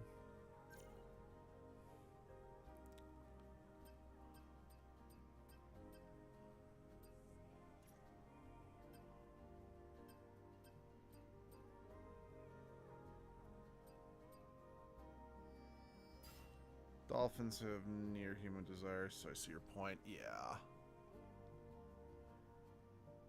No, I don't. I don't want to train it. I don't.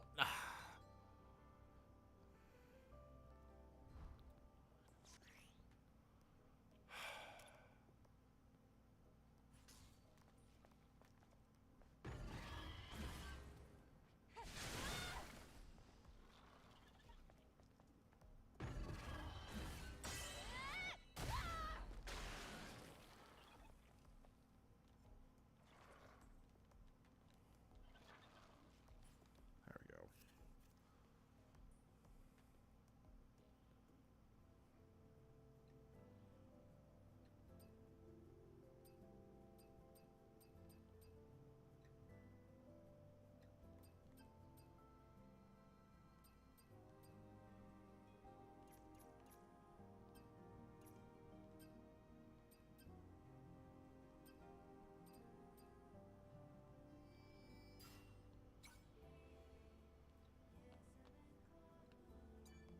You know, speaking of dolphins, I love what was it, Hitchhiker's Guide to the Galaxy, that actually established that, you know, dolphins are actually smarter than humans. So like when the dolphins learned that the Earth was about to get destroyed, they abandoned Earth. And it's like, hey, we tried warning you, but you humans are too stupid to understand us. So they just fucked off and left humans to die. Along with the white mice also fucked off too. That was fun. Yeah, Adam. Oh. I was very surprised when I first met you. What? Back in the colony, we learned that everyone on Earth was completely wiped out. I'm sure it must have seemed that way. But you can't expect Mother Sphere to know everything. Then there are other survivors out there, like you. Mm-hmm. Yes, but it's rare to see them. Earth is still pretty inhospitable to humans. But yeah, in the book, Hitchhiker's Guide to the book, radio, like, there's been a lot of adaptations of Hitchhiker's Guide to the Galaxy. And heck, even before the author passed away, I mean, even after the author passed away, there was always just kind of this accepted idea that like every version of Hitchhiker's Guide to the Galaxy would add something or maybe change something. So it was like a living story.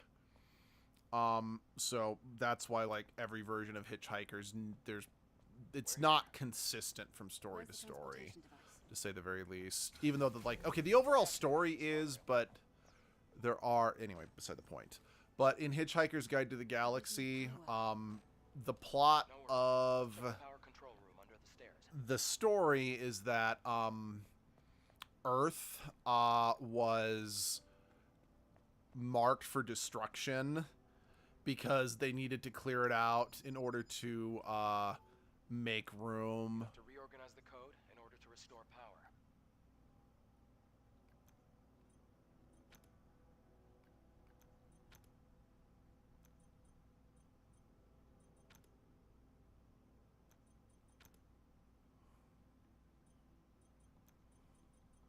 They needed to, the Earth was marked for destruction because it's like, we need to clear it out to make room for like an interstellar highway or something like that.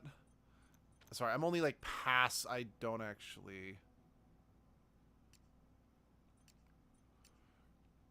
And like the asshole capitalist aliens who are like, hey, it's your fault for not, you know, checking the listing for destruction or whatever, even though it's like humans literally do not have access to like the interstellar radios or whatever because we're not, you know, we don't have access to space travel yet, or at least like interplanetary space travel. So what ends up happening is that the dolphins and the white mice, because they are advanced and intelligent enough to be able to travel through space and read the warnings, they abandon Earth and leave humans to die. Don't worry, it's the monorail. This ancient electronic device is our transport. All right then. After Yeah, I've never read it myself, and I never watched the movie or any of the other adaptations of it simply due to the fact that I think it's one of those, I should say, I'm familiar with The Hitchhiker's Guide to the Galaxy through cultural osmosis. But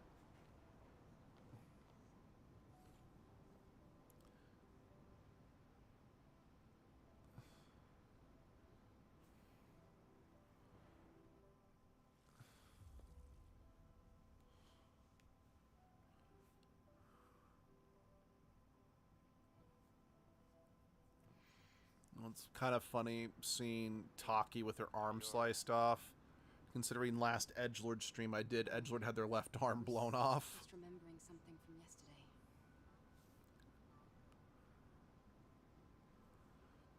Which is kind of... Oh, what's that? The city.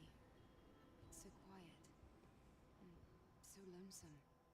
Well, that's what happens when a city becomes devoid of humanity. Oh, you ever properly played Titanfall 2? I have not. What are you going to do after you defeat the Alpha Naytiba? There's more than one. All airborne squad members exist for one sole purpose. All we must do is complete the mission. That's not what he asked. The extinction of all Naytibas? Right? Oh. To think that the point of your existence is to snuff out another species. No fun in that. But yeah, I do find it funny that in Xenoblade, the left Edgelord's left arm did get blown off, because in Edgelord's I refer to it as the Ever Edgelord We're here. due to the fact that it's the form they take in Everfell. That's the city from my comic that's based on a LARP park that's since gone out of business.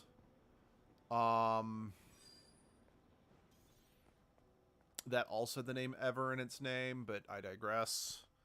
But in that design of Edgelord, they also... Oh, wait, that was some... I don't need some... In that version of Edgelord's design, they also have a prosthetic left arm. So, it's just kind of funny.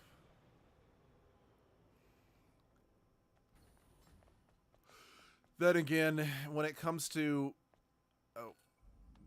the Ever Edgelord design, the reason why their left arm is a prosthetic... You're right. Except it's underwater now. The good thing is you won't have to go in the water. The Hall of Records is that way. But honestly, the reason why they have a prosthetic left arm in Everfell is not necessarily because they need it, because the idea is that the Ever Edgelord, again, just, has access to like all of the abilities they've accumulated throughout all their different lives. Meaning they have the ability to regrow limbs that they gained from both Spore Hero and when they were a Namekian in the Xenoverse series. It's like the reason they have a left prosthetic arm is simply because Inlay, the robot, the female robot that hangs out in Edgelord's head, she lives in the left arm. Since Lupa, you know, Lupa was created due to a result of, well, for royalty reasons, I call it demon cancer, but basically Lupa was created after Edgelord spent time in the God Eater universe. And Lupa lives in Edgelord's right arm, because that's where they have their... Again, I've changed it in the comic from the God Eater armlet to... I haven't officially given it a name, but basically instead of origami cells or oracle cells, they have demon cells, which I also know is a game, but demon cells is a generic term, so please don't cancel me.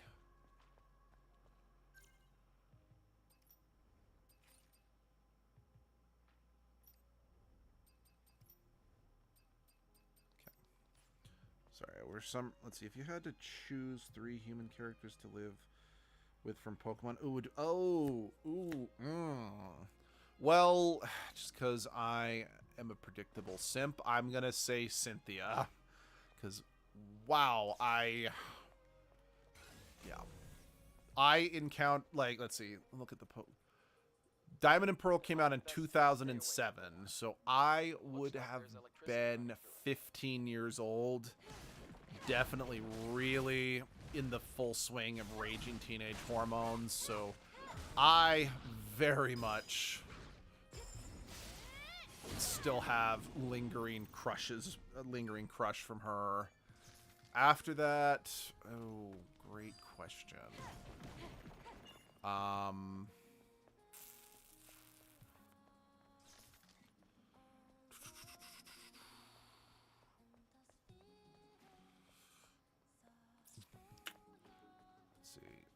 Let's see, putting aside my crush, who would just be fun to hang out with?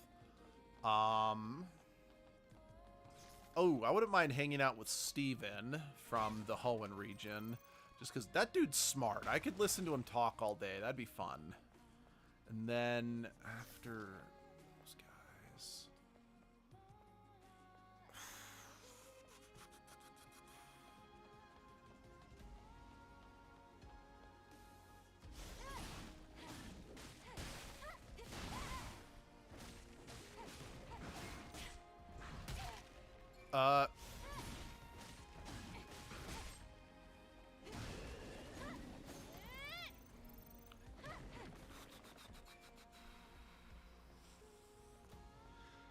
probably, I'm just gonna say Sylens, albeit I wouldn't mind living with any of the three triplets who use the elemental monkeys from Black and White, just because those guys can cook. That would be fun to hang out with, you know, gourmet cooks like that. Again, I'm only picking Sylens because he was the one who became a main character in the anime, so he just has some more representation that way, if you know what I mean.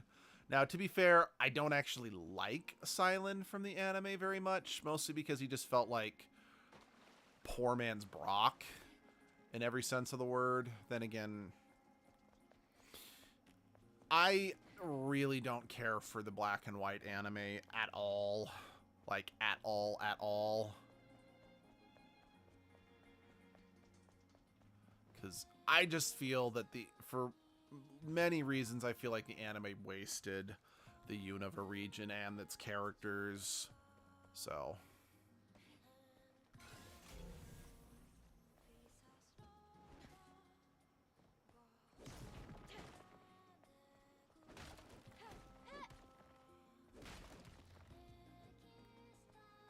now, I guess we could also swap Sylens out for like the cooking teacher from Scarlet and Violet. At least I think there was a home ec. Yeah, the big muscular French dude. He was technically like a cooking teacher, right? Like I'm not remembering incorrectly, right?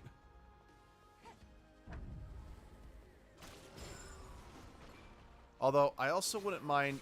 Shoot, what's her name? The rival. Heck, I wouldn't mind hanging out with the three best friends from Scarlet and Violet. Me and Cynthia and probably Kieran. Cynthia, not for your reasons, more because nostalgia, feels like a chill person, plus she likes ice cream and has Garchomp. That is valid. I also wouldn't mind hanging out with Cynthia because she likes ice cream, because I love ice cream. You know, honestly, because I have such a massive crush on Cynthia, I probably wouldn't want to hang out with her because I just make her uncomfortable. And I don't want to make anyone uncomfortable. That's the last thing I want to do. Unless I'm dressed as Thamu, in which case making people uncomfortable is kind of funny and kind of par for the course. But that's mostly because I speak in the most random drug-induced bullshit when I'm dressed as Thamu, because Thamu is a Lord of Madness who acts like a stone surfer dude. This must be the control device for the floodgate. You can only activate it with the right credentials. Let's come back later. We have things to do.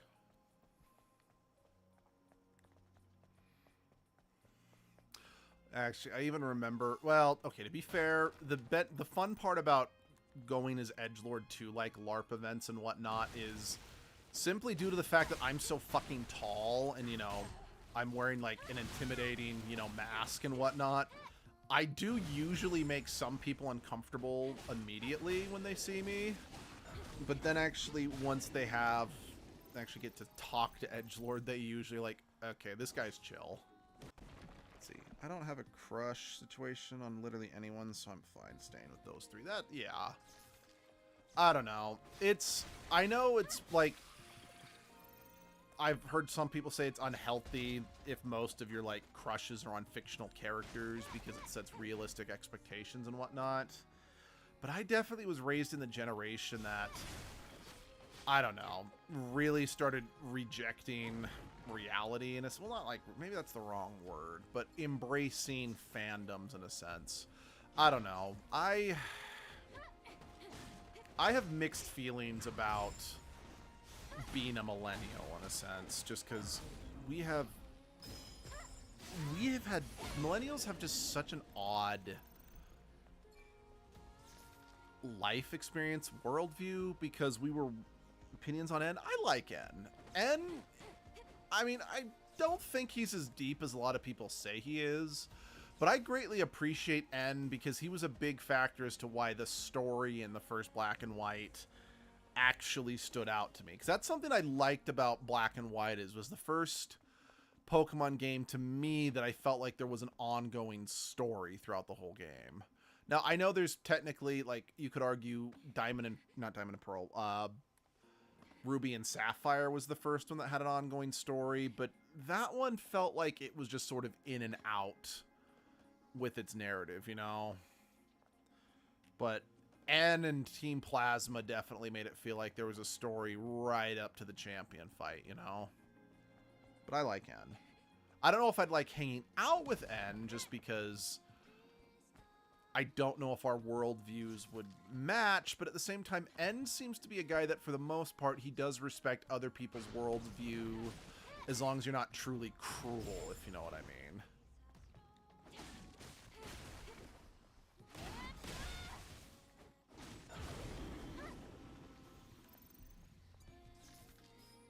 Feels like a good person to live with after redemption, I think. I can agree with that as well.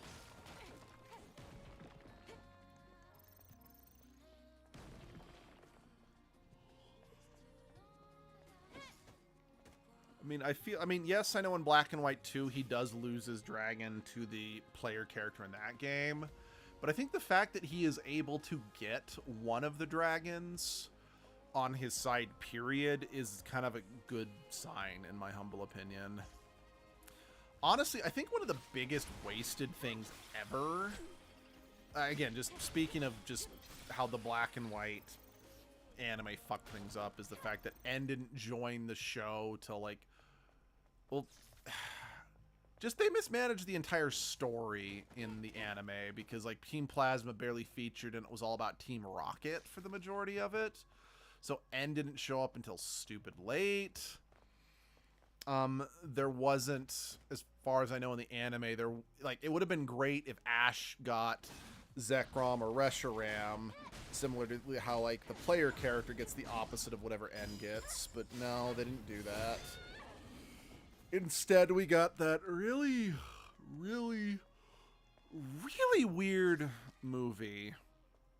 Like, for those who don't know, who don't watch the Pokemon movies, the Zekrom and Reshiram movie was weird because, well, okay, it was more of a, the movie was more about Victini, not Reshiram, or not about Zekrom and Reshiram. Because, like, on the one hand, Victini was adorable, but basically they released two different versions of the movie, and they introduced this random-ass character who got one of the dragons.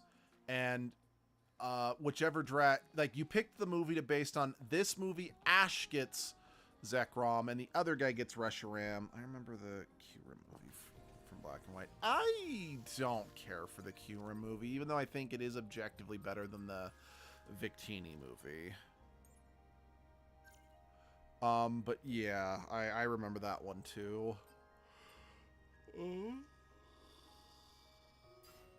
Words. But yeah, Adam, do you meet Airborne Squad members from the colony often? No, not really. Yesterday I just happened to be around the area. I've never seen such a large-scale airborne operation. Why did you save me? I'm not really sure. It just felt right. Like I was meant to. it's called empathy. It's hard to describe. It's just a short, intense feeling. Then again, in the post-apocalyptic world, I can imagine the dog-eat-dog mentality permeates. You know, here we go.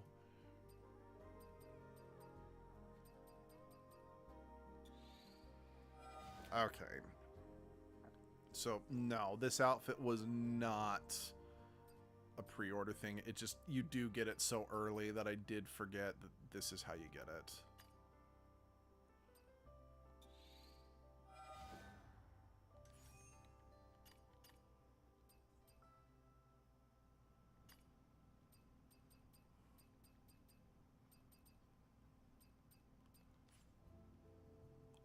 Yeah, I do think this color palette does look a little better, but it's black. Black tends to look better on people as a whole than... Black isn't much easier color to just make just is an easier color to, well, I guess this is kind of black. But it's dark green and point is black is easier to make look good on more people just because it is such a neutral color, I think is what I'm looking for. Point is, it's easier to pair black with things than say white. And again, I know that other outfit isn't white, but I don't remember where I was going with this. Yes, it's a very versatile color.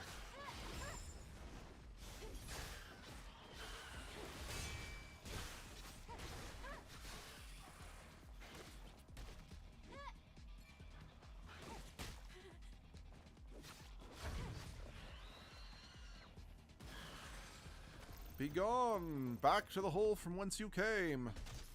Just what you'd expect from a pro. Okay, I haven't mentioned this, but I do just love how casually Eve kicks the chests to open them up.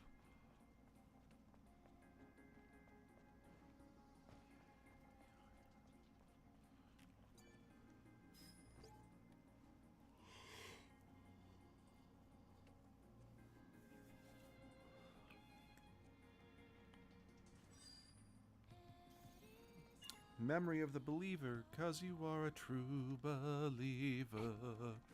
Battling the curse. I won't sing anymore for copyright reasons, but just True Believer by Beast in Black is a really good song. Then again, I just really like Beast in Black. I would argue they're probably my favorite band right now. Albeit Brothers of Metal, Battle Beast, and Victorious are also very close runners-up.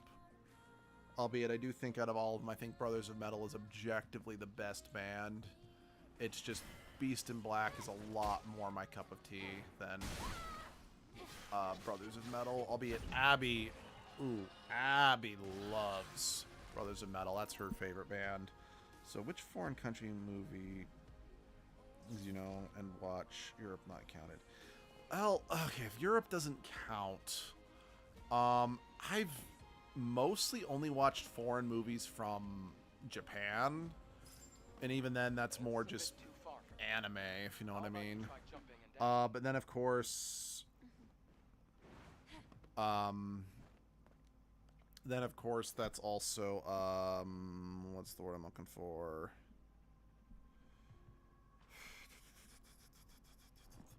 I've also watched like every single Godzilla movie ever made except for Godzilla vs. Biollante, which is funny because I finally found a copy of Godzilla vs. Biollante on Amazon that didn't cost an arm and a leg, and it's just sitting over there on my shelf. I just haven't gotten around to watching it yet. I've seen all the Gamera movies except for the one that came out in the mid 2000s. I think it's called Gamera the Brave. Nothing. Just talking to myself. I've seen a bunch of other Japanese monster movies, but yeah, besides that, I haven't watched a ton of foreign movies, partially because I just don't have time, or they are from Europe. I don't know, just as a, you know, a guy who works 50 plus hours a week just to keep a roof over me and Abby's head, and I'm struggling to do even that as America continues to get fucked. Fucking assholes. I fucking hate so many people in this country. Yeah.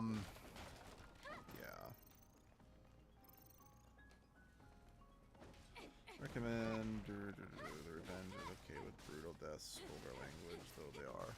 Oh, okay. Oh, they are. In English, there's subtitles which don't translate the vulgar. Okay. I might look into that.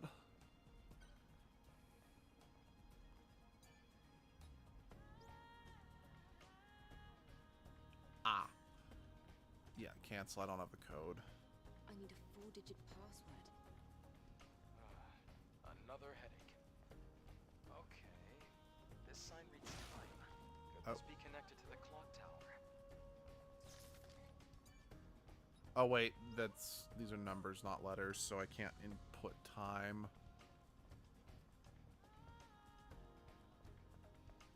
Actually, one foreign movie that I did want to check out, but I just kept forgetting to do so, was RRR. Just because that sounded like wonderfully awesome, but still ridiculously cheesy, which I deeply enjoy. But I just haven't gotten around to it. Again, like so many other things in life, I just don't have time. I barely have time to even enjoy the video games I like, let alone to actually... Yeah. Oh, okay. Good to know. Yeah, I've heard so many good things about the cinema from India. And it is one of those, it's like, I've been meaning to check them out, but time is the mind killer. Oh, nice. Yeah, it's always really cool being, you know, a stupid American, just to see from what other countries people are actually tuning in to our channel. I mean, if I remember correctly, like, our good friend, Azure X Twilight, she's an indie game developer. Don't get me wrong, we've not played as many of her games as we would have liked. Again, time. I think she's from Indonesia. Again, Azure, if you listen to this and I got your country wrong, please correct me. Because I don't like spreading misinformation. I just genuinely don't remember definitively where you're from off the top of my head. To be honest, I honestly don't like much of Indian movies because they're all almost always romance, but there's some classics and stars. Yeah. Like, that's a reason why, like, there are certain types of movies. Let's check the time. Oh, wait, where's the... Oh, there it is. 12:25, I think? Because it's like, yeah, it might be... It's like, I avoid certain things. It's like I already kind of know what everything's gonna be, so it's like it's not fun because it's just the same old crap. I like if romance isn't the main plot, just a side thing. Yeah, I mean, the nice thing about romance things, giving it, because like my biggest beef with like American action films is there's this foregone conclusion that the main hero is gonna just get the girl, if you know what I mean, even if they have zero chemistry, and it drives me nuts. So it's like, I appreciate it when they do take the time to actually build chemistry, but at the same time, if everything's nothing but romance, it can get old. I can acknowledge that. Because don't get me wrong, I'm a sucker for romance. Like, honestly, my favorite anime for a while was a reverse harem romance anime. I mean, okay, my favorite anime right now is a kind of a reverse harem anime, but it's more of a comedy than an actual romance. Which, for context, for those who don't, my favorite anime right now is, I want more platonics. I wholeheartedly agree. There needs to be more like, it's one of the reasons I do find shipping really obnoxious, is because you can't, like, people just tend to ignore authors' intent. Now, don't get me wrong, I understand there's still not a great amount of LGBT representation in media, if you know what I mean. So I understand when people see, oh, these characters of the same gender are more affectionate with each other, that automatically means they're gay. It's like, why can't it just be their platonic friends? Now, again, the solution would just be have more gay characters. Like, the problem is not actually with the shipping culture. It's just, we've normalized this idea that no one can have strong feelings for each other without it being romantically motivated. When it's like, yeah, people can do something just because they care for each other and they just want them to be happy, you know? No romance needed. If it's an AU, then it's fine, but more platonic is appreciated, especially if it's gender. I agree, and yeah, there aren't enough, unless it's like the gay best friend. You never see a man and a woman in anything, especially not action films, spend time with each other unless, like you said, it's romantically motivated, and we need to get away from that. We need to normalize being just friends with people of the opposite gender. Because, I mean, I know there are so many toxic alpha male douchebags, especially here in America, who, like, no, you should never be friends. Like, men should never be actual friends with a woman because, ugh, women aren't equal to men, and you can only be friends with someone who's an equal peer to you, which I'm like, oh, I fucking hate alpha male culture.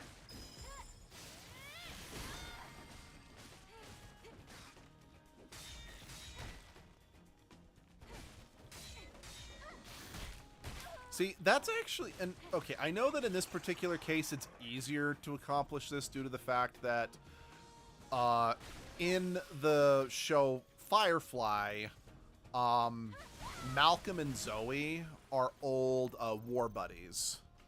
That Pokemon can build tons of platonic relationships, not gonna lie. I agree.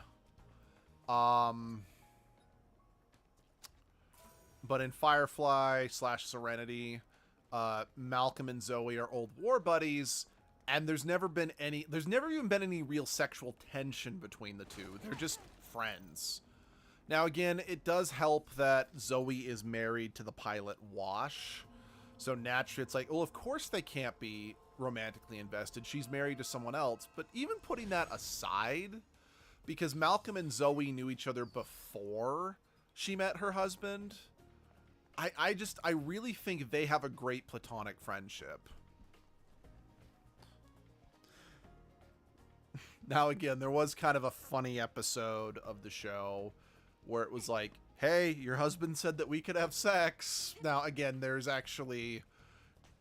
is context to that scene that does make sense. It's not just, oh, you know, horny men just thinking about sex. It's like, because, again, he's friends with Zoe. He doesn't actually see her that way. It was more to mess with Wash than it was, you know, hitting on Zoe. I know that Firefly, let's see, I can see someone being the wingman. Yeah. I know that Firefly has been kind of catching some flack in recent years, partially due to the fact that it was sort of, Joss Whedon kind of revealed he was racist, and a lot of people have kind of been pointing out that Firefly can kind of be viewed as a love letter to the Confederacy, which is really not okay. I still can't hate Firefly.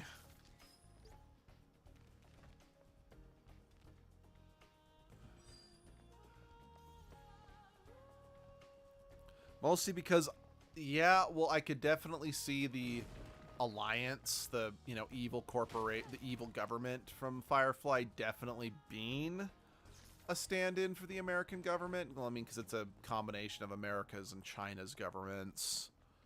I never really got a vibe that the brown coats really had anything in common with the Confederacy, but at the same time, I'm a privileged white kid, so quite frankly, I'm not the party that is adversely affected by the Confederacy racist bullshit that still permeates throughout certain corners of American culture, which is bullshit.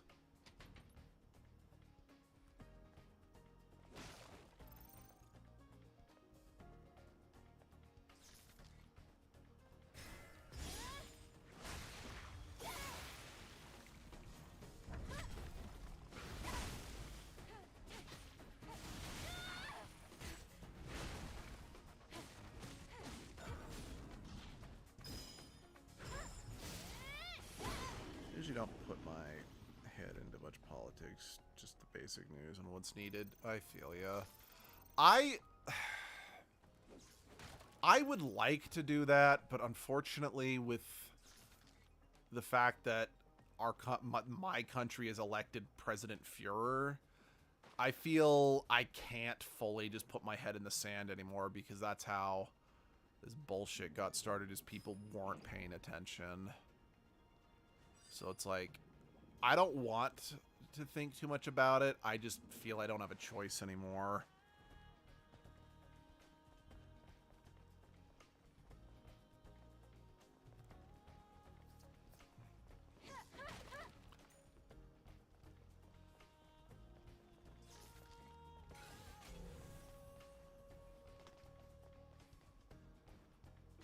Can't relate, but I can't understand. Yeah, totally. I think that's something people kind of forget.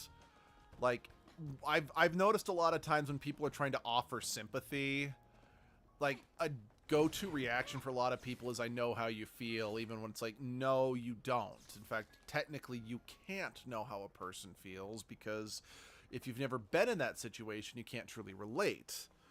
But, like you just said, there is a difference between relating to something and understanding it. Or at the very least, you are treating someone with understanding, you know? Because you can understand how a person feels, even if you can't fully relate how a person feels. Because we've all felt loss in some way, you know? Sure, I might not know the pain of losing my mom, but I'm like, I know the pain of losing loved ones. It's like, yeah, I probably don't feel the pain the same way you do, because I don't know how your mom, because like everyone has a different relationship with loved ones, you know?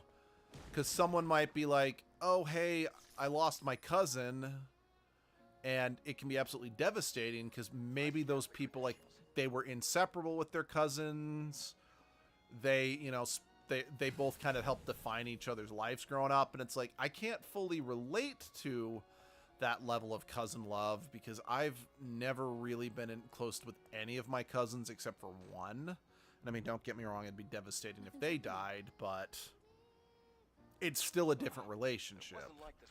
Whereas I would be a lot more devastated if one of my friends died, since I'm not saying I don't have family members I do love, but honestly, I've never been that close with, like, actual family.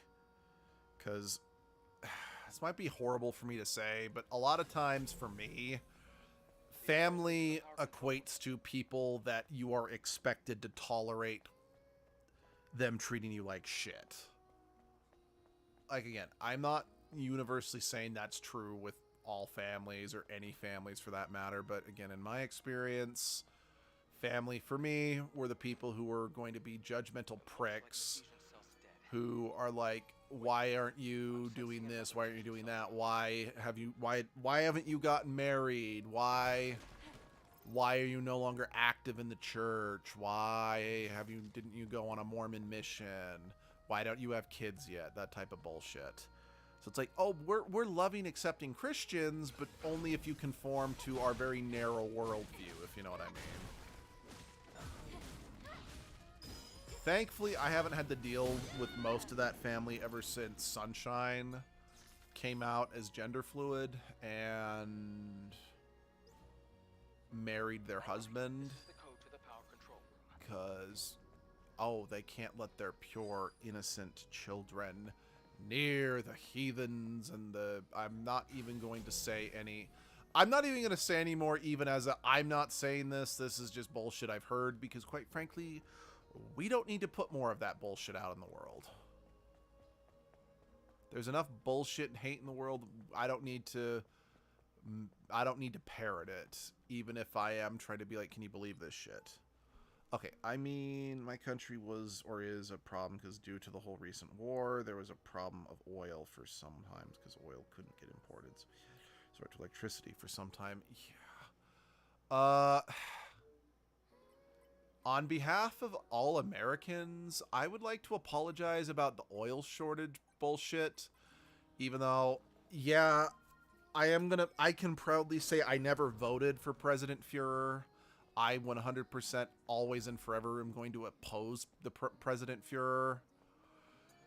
But it still doesn't change the fact that I'm a part of the society that allowed this bullshit to happen. So I'm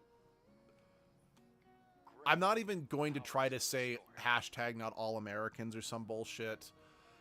I'm just going to say we as a society should have done better. To be fair, you're not responsible. No. But I do feel I do at the very least need to take responsibility for benefiting from a culture that allowed this bullshit to happen, you know? Because I feel that's the only way we can change our society, is realizing when there's a problem, just ingrained in it, you know? It's kind of like the complaining that a lot of right-wing assholes are like, I didn't own slaves, I can't, so black people need to stop complaining. I'm like, yes, but you have benefited from decades of segregation and police brutality against black people and other shit, you know? So...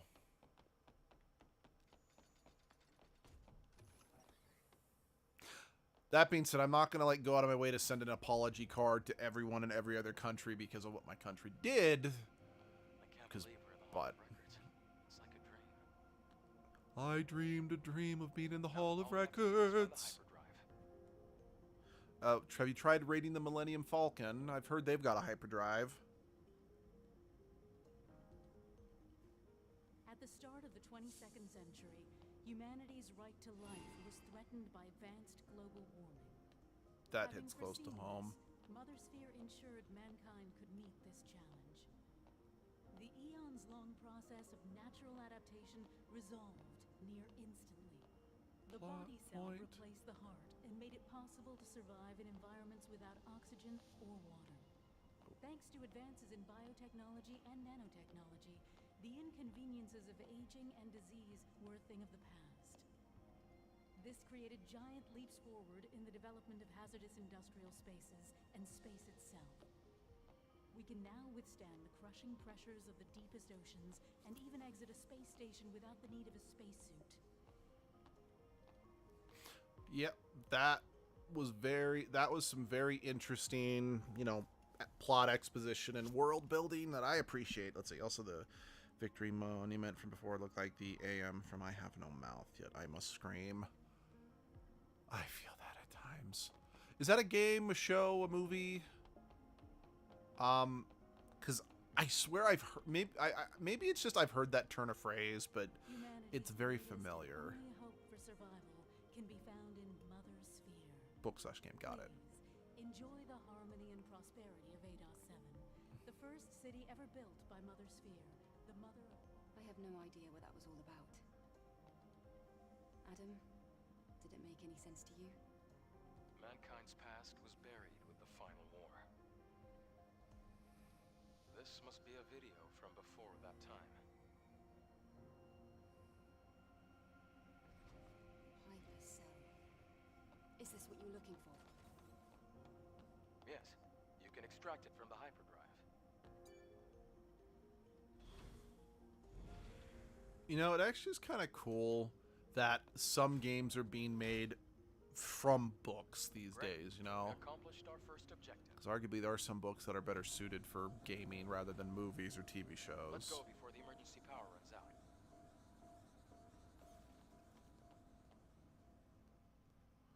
Because I remember I was kind of browsing Steam and was just grabbing some demos for games that looked interesting. Let's see, the book We is got it. more The famous than Hypercell. the game. Makes sense. This is going to do a lot of good. Eve, thank you. Okay. Then, can you tell me where the Alpha Nativa is? Of course. It isn't far. But yeah, as I was browsing the demos and I was just downloading ones that looked interesting, I downloaded this one and I'm like, why does this name sound vaguely familiar? So I download it and I start playing and I'm like, wait a second. This general plot setup, whatever, I'm like, this seems vaguely familiar. And that's when I realized after playing this demo for a bit, I'm like, wait a second. This whole setup sounds similar to it sounds similar, not the same, of a book that I read. And then I looked it up, I'm like, wait a second. This game is literally an adaptation of a book written by the same author of that other book I had written. And I'm like, oh, this guy likes this guy has a certain trope he likes.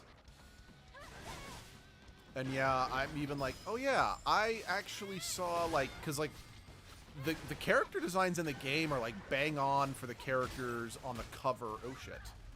So that's also a reason why it looked familiar, is because even though I haven't read those books, I recognize the character designs from his website. So, oh, crap. Right. So, honestly, that was kind of cool. It is one of the... So I'm like, okay, I mean, I don't think he's a great author. Like I said, he's very tropey. But I'm like, I'm going to wait until I've actually... do I have to go back down? No. Okay, it does save that at least. I'm like, I'm going to wait till the game's full release to play it. So I didn't want to spoil it. Technically, all characters are OCs of something. That is true. That is very true. There is no such thing as a completely original story anymore.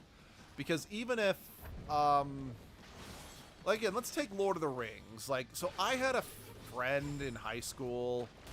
He's not, well, I'm sure he's fine now, but I lost contact with him as soon as I graduated, and I don't really regret that decision.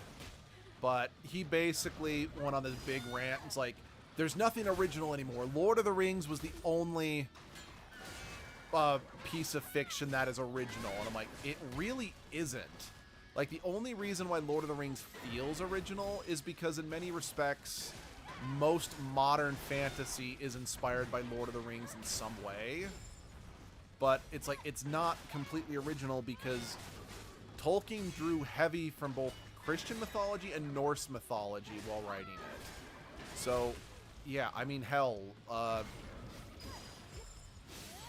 I had a mythology teacher who said, it's like, yeah, Lord of the Rings borrows a lot of heavy story elements from a lot of elements from the story Sigurd the Dragon Slayer. Now, my mythology teacher flat out stated it was Lord of the Rings was based off it, and I'm like, that's a bit of a stretch. Albeit it is the story that had the idea of, like, the ring of misfortune or whatever. That if you had that ring, it kind of corrupted you. But I'm like, to say it's Lord of the Rings was based off it is a stretch. But to say Lord of the Rings was a completely original piece of fiction is just blatantly untrue. You're gonna be totally exhausted before we even get to Because you could argue a lot of the characters from Lord of the Rings are Norse and or Christian mythology OCs that Tolkien invented. You had a mythology teacher. Would have liked that. I had no unique subject except for judo from 1 to 6 standard. Nice. I definitely would have loved to have had. Well, I did take karate for a couple months, but I didn't enjoy. I hated my teacher. I didn't have fun. I definitely wish I did stick with it longer than I did, but I was miserable. I didn't want to keep doing it. But yeah, in my high school, one of the options for advanced English class you could take was mythology. And like that was one of the most sought after classes in high school because it was an English class, but it was a lot more fun because we got to do a lot more unique things. Like I got to make my own mosaic that I still have to this day. So I did one of Hades.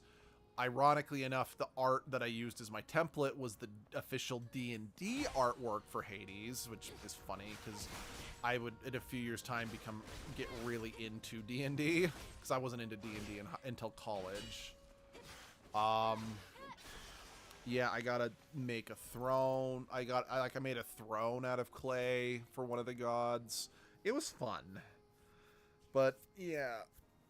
I will definitely say that my mythology teacher, she liked to speak in absolutes when it's like, no, this is just one possibility, for lack of a better word. Because it's like something that, overly sarcastic productions. Let's see. I mean, mass media classes from 9 to 10 GAD game for someone cool make. Oh, nice. I think it was an overly sarcastic productions video on Persephone. Pointed out the fact that there is no such thing as a canon Greek mythology story because most of the religions in ancient Greece were cults, and cults kind of operate on secrecy, meaning there was never like a written down, this is what this myth was. It's stuff we had to piece together from what's widely available. And yeah, again, my problem, I still think my mythology teacher did a good job, but she liked to present things again as this is the actual myth, even though it's like, no, this is just one of many possible myths. Also, she couldn't pronounce she always got the name pronunciations completely wrong, which not that big of a deal, but it did make it difficult when I went on to talk to other people who were into mythology because, well, we both pronounce the names completely differently.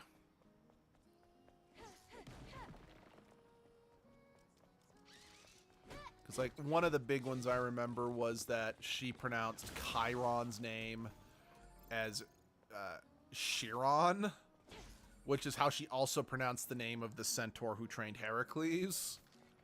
So that led to a bunch of confusion. There's more, but those are the two I remember the most. My history teacher almost never said an absolute except true evidence exists. Teacher almost never said an absolute. Yeah, I mean, that's what you should do because... What's it called? Just because something is... I mean, hell, just because something's been published in a book, just as an example, doesn't mean it's, like, the truth. Because, like, if anyone here is familiar with, the YouTube channel Your Movie Sucks, he did a deep dive into the Kimba the White Lion controversy a couple years ago, which is a very fun video. I've actually watched it a few times just as like background noise because it's very nice to listen to when he brings up a lot of really interesting points. But a big point that he brings up is that there is a law professor who published a book about the Kimba controversy, and he actually kind of proved that a lot of the points she said are bullshit. So it's like, and like some of her sources are freaking YouTube videos. So just because something's in a book doesn't automatically equate to authority on a subject, you know?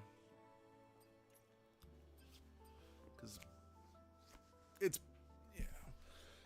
Because it's not just the internet people can publish random bullshit on. You could put random bullshit everywhere. Oh, I'm saving up for that.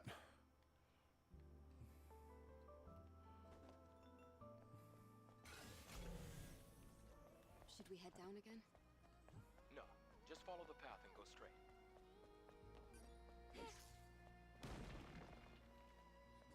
Also, I forgot how long this intro area was, because we haven't even gotten to, like, the main meat Come quite or the far. main areas of the game. How much more do we have to go? Because I remember when I was playing Just this have to the pass first that time, I circle. was thinking, oh man, is this just going to be nothing but, like, There must be a way linear across. corridor, well, semi-linear corridors leading from one place to another, and it's like, no. Crane. You do get access to a hub city and a sort of open world to explore. The reason I say sort of is because it's not the biggest place to explore, but the point is you do get way more freedom with how you approach the game. But again, like I said, I just forgot how long it takes to get there. Let's see. Also, ever seen since 2, I've been half nerd about dinos. Yeah, I've loved dinosaurs. It's a high security box, Eve. There should be some treasure inside. I've always been obsessed with Got to be. Eve, let's look for the modules to upgrade the drone. Eve, let's look for the modules to upgrade the drone. yeah, I Locked up tight. But the hacking tools should get it open before you know it. what's it called? Ask me a dino question if you want to ask, and if you want to, and I'll ask some. Yeah, no, I love dinosaurs. My dad was obsessed with, like, the reason he raised us watching, like, Godzilla movies was because those were kind of dinosaurs. Yeah, we were definitely raised obsessed with dinos too. Also, another thing that definitely helped was when I, like, a year after I was born, Power Rangers came out, and the first season of Power Rangers was also dinosaur themed, so that played a lot into our obsession with dinosaurs. And because, like, I still don't remember, it's like, okay, was my favorite dinosaur a T-Rex because it was the Red Rangers dinosaur, or is my favorite color red because the Red Ranger was a T-Rex, if you know what I mean. Power Rangers Dino Charge was a good season too, but yeah, like, the original Mighty Morphin, that was a big part of my childhood. That being said, I don't think the original Mighty Morphin series holds up that great. I'm not saying it's bad, I just don't think it holds up that great. My favorite dinosaur is Vader, or is it Concavenator or Cardonosaur? I'm sure I'm pronouncing those wrong, but yeah, I definitely like I definitely like just the way those are spelled. That's fun. My favorite dinosaur is a Pachycephalosaurus or a Parasaurolophus, with Baryonyx coming in a very close third.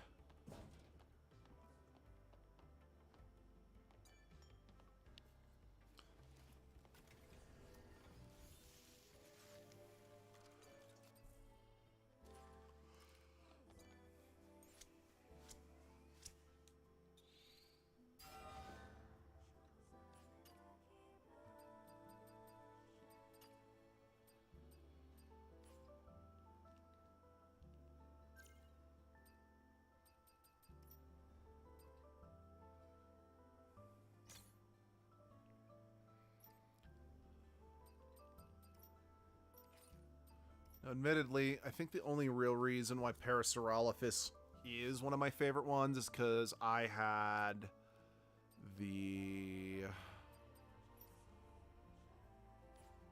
I got a Parasaurolophus toy from the second Jurassic Park movie when I was a kid. So I just feel by default. By the way, your pronunciation for Concavenator was correct. Thank you. Cool. Cool. Watch, I mispronounced it when I repeated it there. Knowing my luck.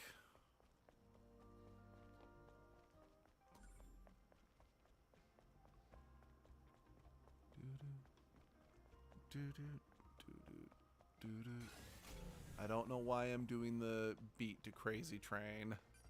You know, one game that I'm actually really sad I can't stream for Edgelord, or hell, even just for the channel in general. Partially because my controllers are broken. The repeat was also correct. Okay, good. But also because of all the copyright issues is the Rock Band games / Guitar Hero. Because I think that'd just be funny. Just... Okay, no. For the modules to upgrade the drum. I just think it'd be funny to make Edgelord form a rock band. The hacking tool should get It would, because it's like, yeah, Edgelord would be the lead vocalist and or the lead guitarist. Inlay would be the bassist. Lupa would be the drummer. And then Pepper would be the guitarist if Edgelord was the vocalist. I go back and forth in my head about what I would have... I'd probably have Edgelord as the guitarist just because that's what I'd like to play, because that's the instrument I like to play. Plus my drums broke. Like my drums, like I might be able to get my guitars fixed, but my drums completely were destroyed, so I just had to throw those away, and they're expensive. Let's see. The repeat was, let's see, Edgelord and Deltarune. It oddly fits with the story, not gonna lie. Yeah, it's just Deltarune was a game that was loved and played by, you know, the other members of the channel. And while, I mean, Deltarune / Undertale was definitely Jessie's jam, and she's long since left the channel, I was never that into Undertale and Deltarune. So it's one of those, it's like, I'm leaving Deltarune for the rare instances that we get to play with Flays, just because it's just not something that in and of itself interests me. I mean, honestly, in many respects, now I've gotten over this, to be clear. I'm not butthurt about this. I'm still not a dingleberry about this, but I actually really disliked... Adam, I have a question. What is it? The hypercell. If it sustained the Hall of Records until now, it must be a huge source of energy. Yes. Even compared to a fusion cell. Then, where are you planning to use this energy? Oh, well, it's kind of a long story. But I can explain more when you come back. Understood. Loud and clear.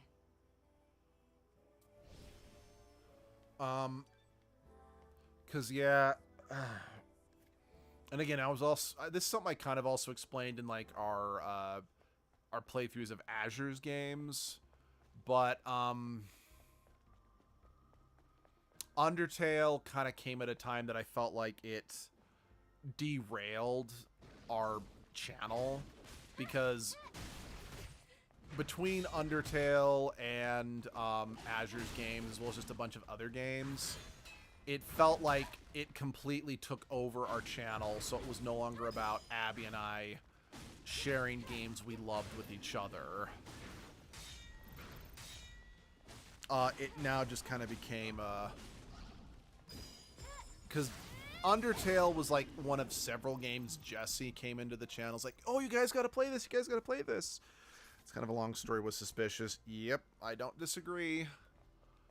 I mean, because it's like, yeah, you could explain better back at camp, but you could give her a little bit of a rundown right now and be like, I'll say, oh, I want to use it for the giant Pop-Tart machine. It's like, the giant what? He's like, yeah, I can give you more details when you get back, sure, because it'll be a long-winded explanation, but you could give her some form of an explanation rather than just the Doctor Who I'll explain later. But yeah, Undertale in many respects kind of felt like we're chasing trends, not sharing our passions with one another. So that's why I, at the very least, did not have a good opinion on our Undertale playthrough back in the day. Like I said, I've gotten over it, because we definitely brought in a lot of new viewers thanks to both Undertale and Deltarune and Monster Prom. but I don't consider Monster Prom, and again, I know to this day Monster Prom is still our highest viewed series on the channel. I am not particularly proud of our Monster Prom or Undertale videos, because I don't really think they weren't something we did because of the passion. Well, okay, maybe Deltarune. We did it because someone told us to. It's kind of a long story. Yeah, never played both, but I like both. No, and I want to be clear. I like the story of both. I'm not very good at those type of games. Yeah.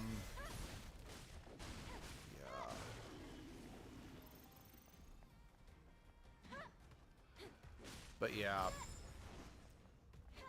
I just, again, going back to, like, another reason I didn't really care for Undertale on the channel is because it felt like there was a time where it was like, I don't think this way anymore. Like, I don't genuinely think this. I'm just more kind of explaining where my sour feelings towards the series came from. Because even if I don't actually think this about the games anymore, there is still, at least not as a whole, there is still that lingering but Undertale, Night of the Rabbit, Little Inferno, some of the early Azure games, Donkey Kong 64, that just kind of felt like at the time these were games that we played because we were allowing, like, other people to basically take over the channel, you know? Is that what they were doing? No, they were just enthusiastic. And I actually, looking back, I do appreciate how enthusiastic they were for the channel. But again, as, you know, someone who was basically working a lot of really shitty jobs just to keep a roof over our head, and our weekly recording sessions was one of the few cases of fun and respite I got. I'm like, it's like, can we please play some of the games that I love? Because it kind of felt like we weren't even playing games Abby loved anymore. We were just letting the other channel members come in and say, we're playing this now. Like I said, do I feel that way? I really want to emphasize, I'm not bitter about this.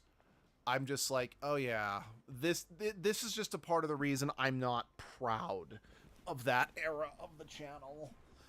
Even if I, like, except for the Doppelganger. Like, I was a butt about Doppelganger at first, but I am very proud of what we did with Doppelganger. But yeah.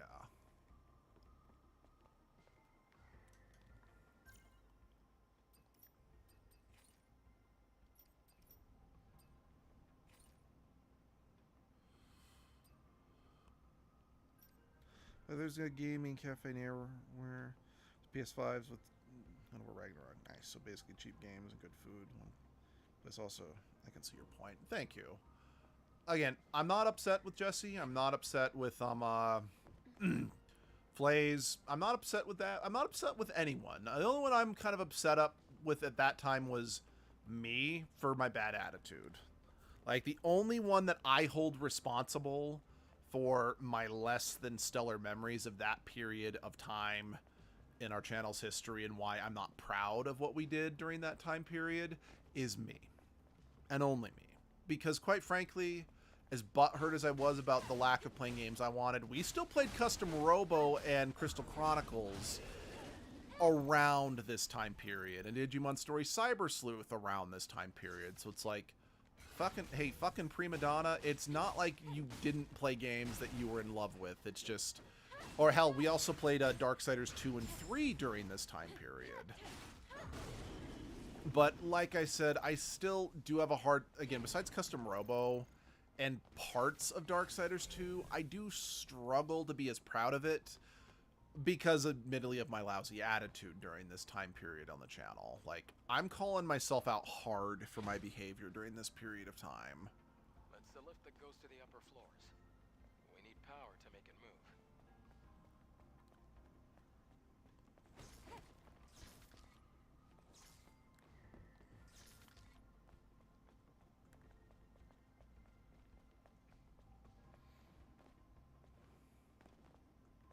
Because yeah, I remember, and again, I'm calling myself out here. This is not a complaint against Jesse by any means, but just another reason why I didn't have. Let's see. I just saw that Sony Pictures released a Resident Evil trailer. Cool. New game or a new movie? Because I know there was like movies and TV shows coming out in regards to Resident Evil. It'd be nice if it's a new game because I've never played Resident Evil. Partially because that was like one game series that my parents like super banned from us playing as a kid. Movie, okay. And then just I think because of that, I just never really took the time to look into it once I became an adult. Oh shoot, I could have stealth killed that. But I do know that like the last game, a lot of people liked, so. Oh, here we go.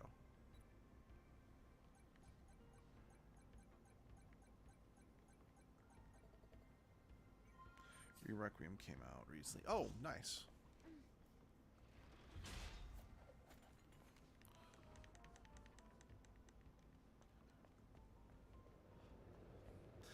Because, yeah, just speaking of which, I remember, like, a coworker's like, what do you think of the Final Destination movies? I've never seen them. What? How come? I'm like, because they came out when I was still living at home and my parents did not allow R-rated movies. It's like, well, then why'd you check them out since? I'm like, because they don't sound interesting.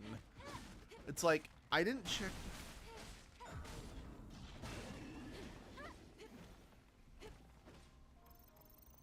Oh.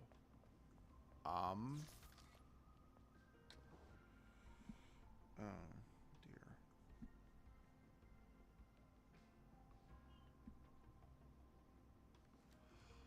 dear. Okay, hold on. Let's... Yeah, hold on. Where's that save station? Well, not saved. Where's the camp? I'm gonna have to wrap the stream up, guys. Something just came up. If I could just remember how to get there. There we go.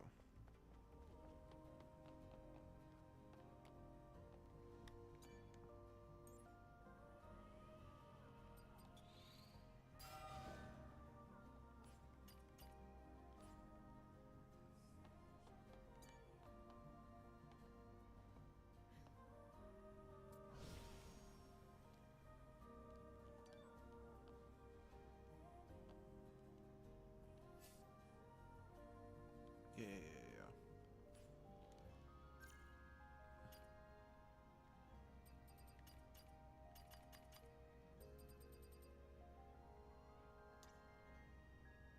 Sorry, let me just confirm how you save in this.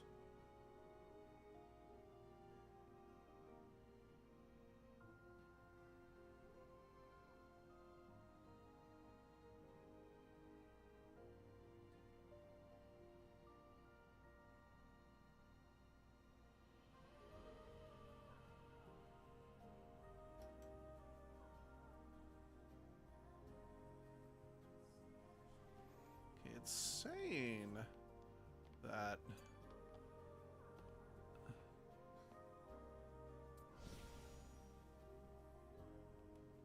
okay, yeah, it's saving. Okay, yeah, sorry guys, I'm gonna have to cut this short. There might be a stream later tonight, usual streams, tomorrow and Sunday. Yeah, not sure when, but I'll see you guys then. Bye-bye.